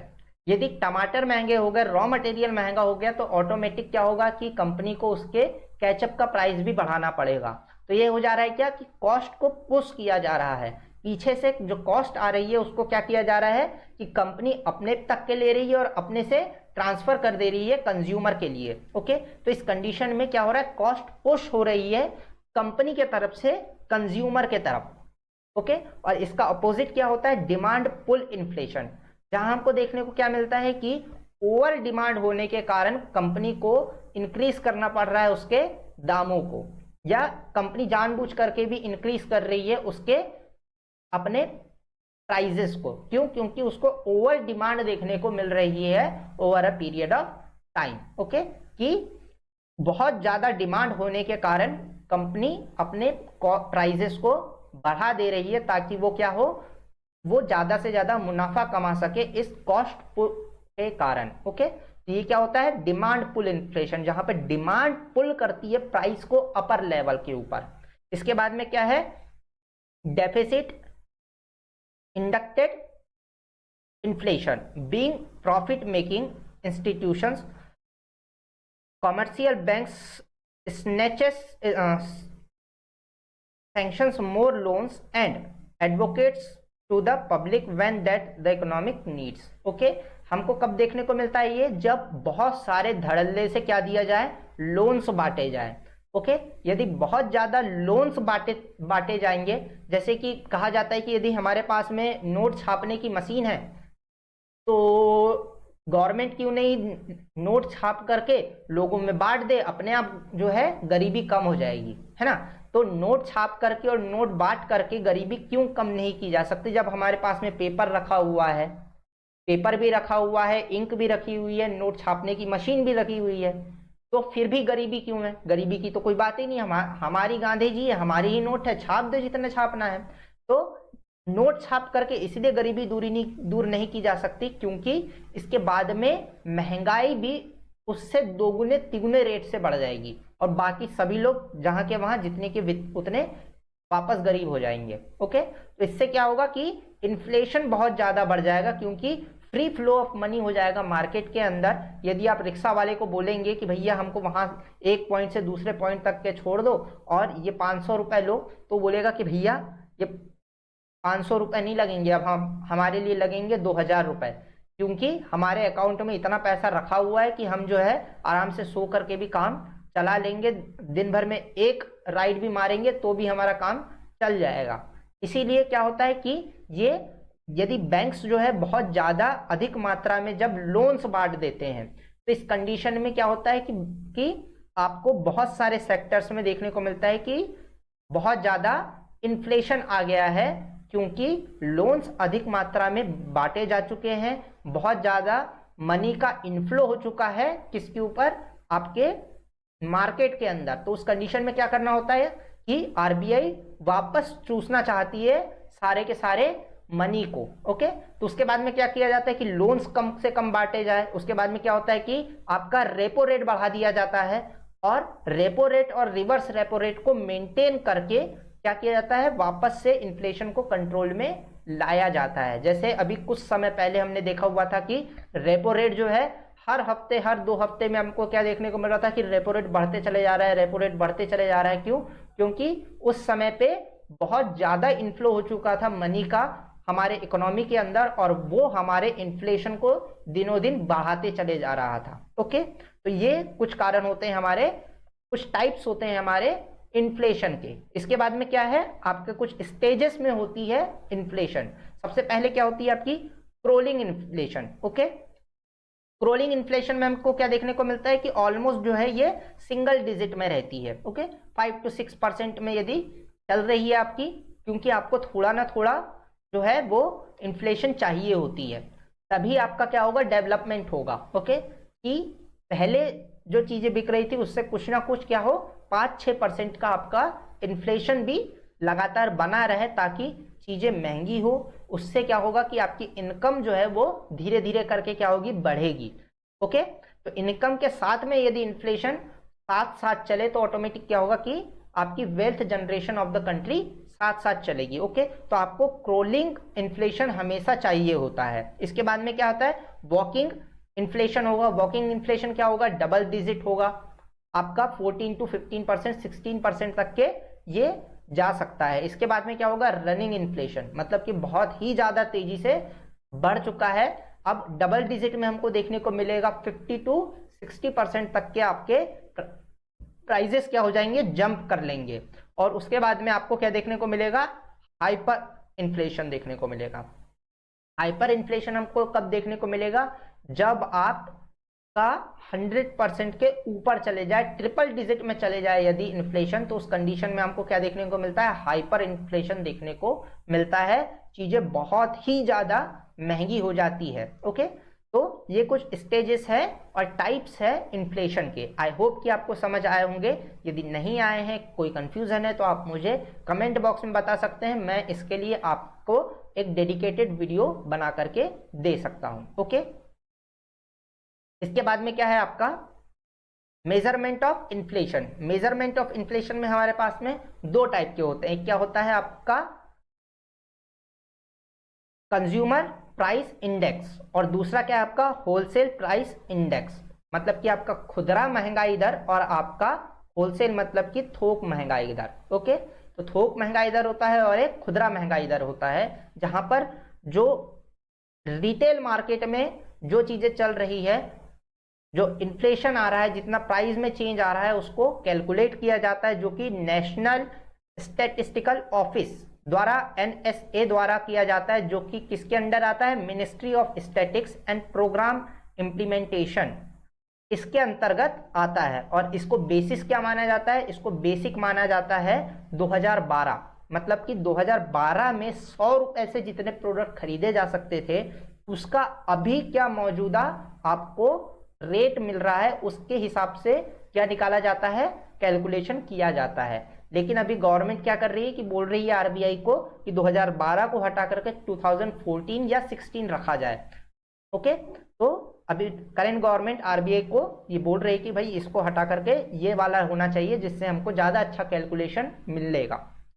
ओके, इसके बाद में क्या होलसेल प्राइस इंडेक्स है कि होलसेल मार्केट में क्या इंडेक्स चल रहा है। ओके, आपको कई बार जब आप पेपर खोलते हो तो पेपर में लास्ट वाले पेज में के पास में लिखा हुआ होता है, जो बीच वाला मार्केट वाला प्राइस रहता है वो रहता है, पेज रहता है ब्लैक एंड व्हाइट वाला, जिसको कोई खोल के देखना नहीं चाहता है क्योंकि वो ब्लैक एंड व्हाइट है, उसमें बहुत सारा डाटा लिखा हुआ है। तो वहां पर हर दिन जो है इंडेक्स आता है कि आज जो है होलसेल प्राइस क्या क्या रहने वाला है, क्या क्या है आपका, है ना। तो उसमें सारी चीजें रहती है, उसमें सारे के सारे मसालों के नाम रहते हैं, गेहूं का, चावल का, गन्ने का, शुगर का, सब कुछ का रेट दिया होता है कि होलसेल मार्केट में क्या रेट चल रहा है अभी। ओके, तो ये क्या होता है आपका होलसेल प्राइस इंडेक्स होता है, जो कि आता है क्या, office of economic adviser under the ministry of commerce and industry. Okay, ये ऑफिस ऑफ इकोनॉमिक्स एडवाइजरी के अंदर आता है, जो कि क्या है, ministry of commerce and industries के अंदर काम करती है। ओके, आई होप कि आपको ये समझ आया हो। इसके बाद में हमारे पास में तीन छोटे छोटे से कॉन्सेप्ट है, बिजनेस एथिक्स, आपका कॉर्पोरेट सोशल रिस्पॉन्सिबिलिटी और वैल्यू बेस्ड ऑर्गेनाइजेशन। फटाफट से इनको समझ लेते हैं। ओके, तो सबसे पहला क्या है, बिजनेस एथिक्स है। इम्प्लीमेंटिंग, ये क्या होता है, बिजनेस एथिक्स इम्प्लीमेंटिंग अप्रोच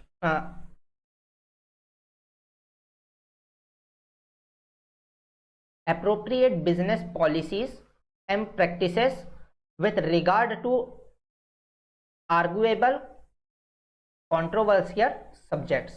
यानी कि जो जितने भी कंट्रोवर्शियल सब्जेक्ट्स होते हैं, या कुल मिलाकर के कि व्हाट इज ट्रू या what is right for the organisation और social in social context and what is wrong for the organisation in social context, कि क्या एथिक्स होने चाहिए वाइल जब हम बिजनेस कर रहे हैं, किसी भी बिजनेस ऑर्गेनाइजेशन में क्या एथिक्स को रखना चाहिए। फॉर एग्जांपल कि आपको ब्राइबरी से दूर रहना है, आपको घूस से दूर रहना है, किसी प्रकार के भी आपको क्या करना है कि जो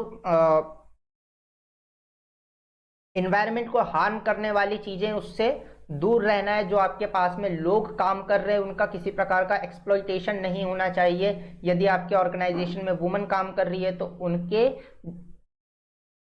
उनको प्रॉपर वर्किंग कंडीशंस प्रोवाइड करनी चाहिए आपको।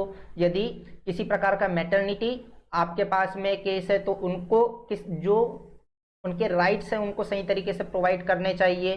जो आपके वर्कर्स हैं उनको प्रॉपरली वर्किंग कंडीशंस प्रोवाइड करनी चाहिए। जितने भी उनके राइट्स हैं उनको सही तरीके से सुना जाना चाहिए और उसको दिया जाना चाहिए। इसके बाद में यदि किसी प्रकार का ग्रेवियांसेस है तो उसको सही तरीके से क्या किया जाना चाहिए, हैंडल किया जाना चाहिए।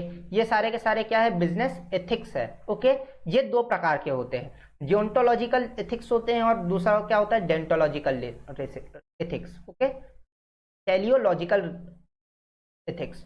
तो डेंटोलॉजिकल एथिक्स क्या बोलता है कि गुड और bad is determined by the actions. आपके जो एक्शंस है इससे डिटरमाइन होता है कि आप जो काम कर रहे हैं वो सही है या गलत है, जो एक्शन ओरिएंटेड होते हैं। ओके, और इसके बाद में जो आपका टेलीलॉजिकल जो आपका एथिक्स है वो क्या कहता है, good and bad is determined by the result और आउटकम। ओके, आपके जो एथिक्स है वो डिटरमाइन किससे होते हैं कि आउटकम जो आपका मिल रहा है वो सही है या गलत है, इससे डिसाइड होता है कि जो आपने काम किया है वो इथिकल है या नहीं है।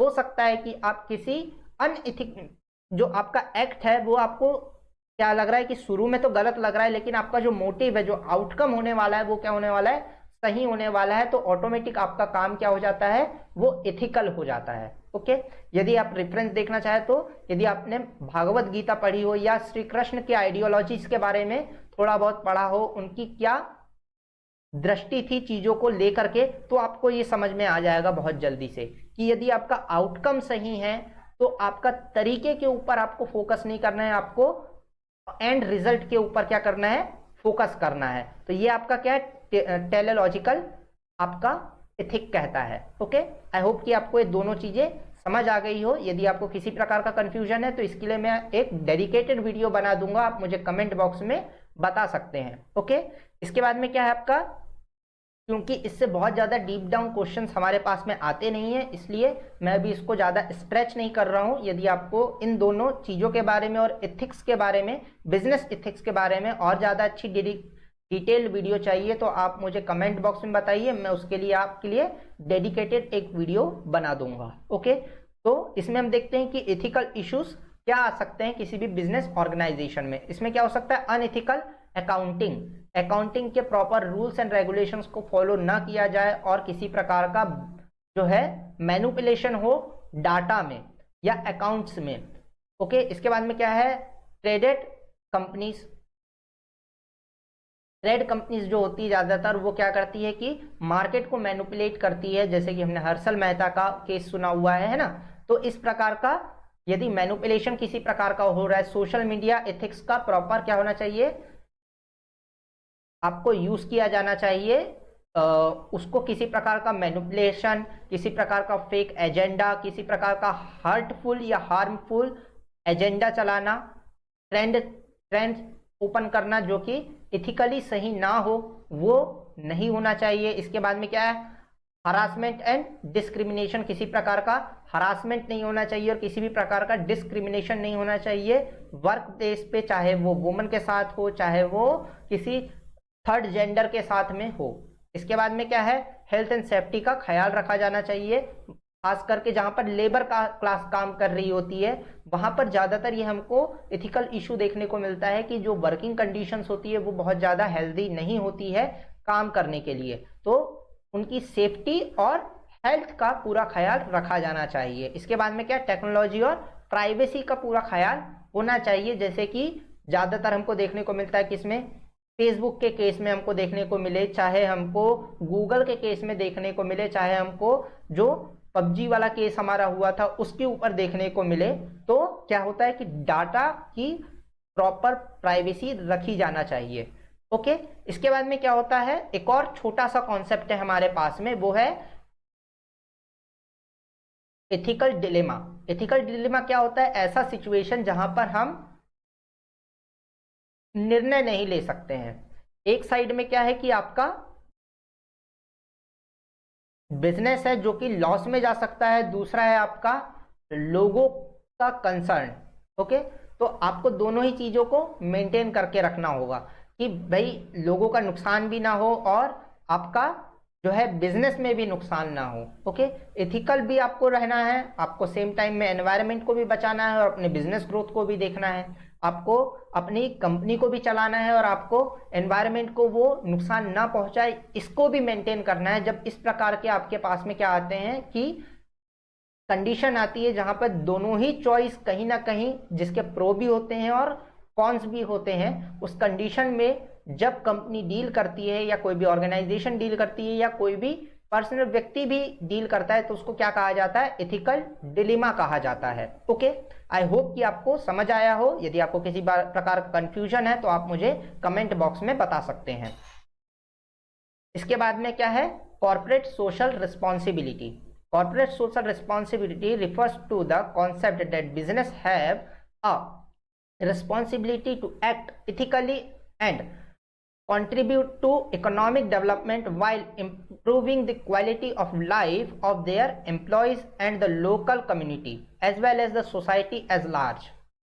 ओके, तो कंपनी जब भी काम करती है, कोई भी कॉर्पोरेट बड़ी सोसाइटी काम कर रही होती है, बड़ी ऑर्गेनाइजेशन काम कर रही होती है, तो उसकी रिस्पॉन्सिबिलिटी बन जाती है टूवर्ड्स इट्स एम्प्लॉयज। सबसे पहले कि वो एम्प्लॉयज को ख्याल रखे, उनको प्रॉपरली लिविंग स्टैंडर्ड प्रोवाइड करे, उसके बाद में जिस लोकेलिटी में वो काम कर रही है उसको सही तरीके से सर्व करे, उसको किसी प्रकार का हार्म ना पहुंचाए और उसके बाद में एज अ सोसाइटी होल जो है वो किसी प्रकार का अपना कंट्रीब्यूशन प्रोवाइड करे, क्योंकि वो कैपेबल है कि वो लोगों को रिसोर्सेज प्रोवाइड कर सकती है लाइफ स्टैंडर्ड को सुधारने के लिए। तो इसको क्या कहा जाता है? कॉर्पोरेट सोशल रिस्पॉन्सिबिलिटी कहा जाता है। ओके, तो कॉर्पोरेट सोशल रिस्पॉन्सिबिलिटी CSR का जो है एक एक्ट पास हुआ है जो कि 2013 में हमको देखने को मिलता है। कंपनीज एक्ट में इसका जो है लिखा हुआ है। ओके, तो इसके तहत क्या है कि एक सर्टेन स्केल पे यदि कंपनी ऑपरेट कर रही है तो कंपनी को अपने प्रॉफिट का जो उनकी उसकी नेट प्रॉफिट है उसका 2% CSR एक्टिविटीज में खर्च करने होते हैं। चाहे वो किसी प्रकार का डोनेशन के रूप में हो, किसी प्रकार का आपने हेल्थ सेंटर में डोनेट कर दिया, आपने किसी प्रकार के हॉस्पिटल में इन्वेस्टमेंट कर दिया, आपने स्किल डेवलपमेंट के लिए किसी प्रकार का प्रोग्राम चला दिया, आपने हेल्थ के लिए कोई काम कर दिया, किसी प्रकार का कैंप आपने रख लिया, अवेयरनेस के लिए आपने किसी प्रकार का अपना कैंपेन चला दिया, तो इन सारी चीजों में आपको क्या करना पड़ता है? अपने नेट प्रॉफिट का 2% एक्सपेंसेस करनी होती है और इसका डॉक्यूमेंटेशन करके गवर्नमेंट को देना होता है कि हमने अपने CSR एक्टिविटीज में ये चीजें परफॉर्म की है और इससे हमने जो है इतना एक्सपेंसेस किए हुए हैं और इससे ये चेंजेस आए हैं एज अ सोसाइटी। तो ये कहलाती है आपकी क्या? Corporate social responsibility in short. Okay, इतना ही पार्ट है हमारे सिलेबस में। यदि आपको डिटेल में इसको समझना है तो आप मुझे बता सकते हैं। इसके बाद में क्या है? Value based organisation. Value based organisation क्या होती है? The value based organisation is the company that is build on a set of core values that guide its culture, behaviour and decision making process. ऐसी organisation जो कि values के base में बैठी हुई हो, जो कि कोई सोशल चेंज लेकर के आना चाहती हो और उसके कल्चर में, उसके बिहेवियर में और उसके डिसीजन मेकिंग में हमको इस प्रकार की चीजें देखने को मिलती है, तो हम क्या बोलते हैं? इसको वैल्यू बेस्ड ऑर्गेनाइजेशन कहते हैं। फॉर एग्जाम्पल आप ले लीजिए कि जब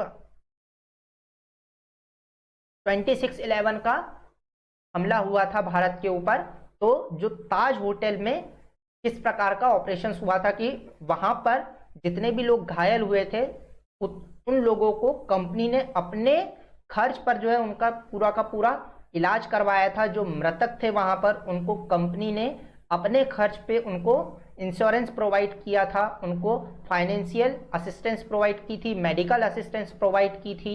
इसके बाद में क्या किया था? कंपनी के जितने भी एम्प्लॉय थे उनको इंसेंटिव्स प्रोवाइड किए गए थे जिन लोगों ने लोगों की हेल्प की हुई थी। तो ये क्या है? उनके एथिक्स के ऊपर आता है। उनने उस प्रकार का कल्चर बना करके रखा है, उनने सही समय पे ऐसा बिहेवियर दिखाया और डिसीजन मेकिंग भी उन्हीं वैल्यूज के बेसिस पे किया। तो हम क्या कह सकते हैं कि जो ताज ग्रुप ऑफ होटल्स है वो क्या है? एक वैल्यू बेस्ड ऑर्गेनाइजेशन है। तो यही होती है क्या? वैल्यू बेस्ड ऑर्गेनाइजेशन, जहां पर हमको देखने को मिलता है कि किसी प्रकार जो उनका एक कोर वैल्यू है और जो कोर बिलीव है उसको लेकर के आगे जाया जा रहा है और बिजनेस ऑर्गेनाइजेशन को एक इथिकल वे में चलाया जा रहा है। ओके, तो ये होता है क्या? आपका value based organisation. I hope कि आपको समझ आया हो। यदि किसी प्रकार का कंफ्यूजन है तो आप जो है कमेंट बॉक्स में बता सकते हैं और यदि आपने फर्स्ट पार्ट नहीं देखा है तो आप फर्स्ट पार्ट भी जाकर के देख सकते हैं। ये 2 वीडियोस की सीरीज में हमने यूनिट 1 के ऑलमोस्ट सारे के सारे टॉपिक्स के ऊपर बात की है। आप इससे अपने रिवीजन कर सकते हैं। ओके, और सारे टॉपिक्स के ऊपर मैंने ऑलमोस्ट सारी जो है डिटेल वीडियो भी बना रखी है। आप उन पर्टिकुलर वीडियोस को भी जाकर के देख सकते हैं। Thank you.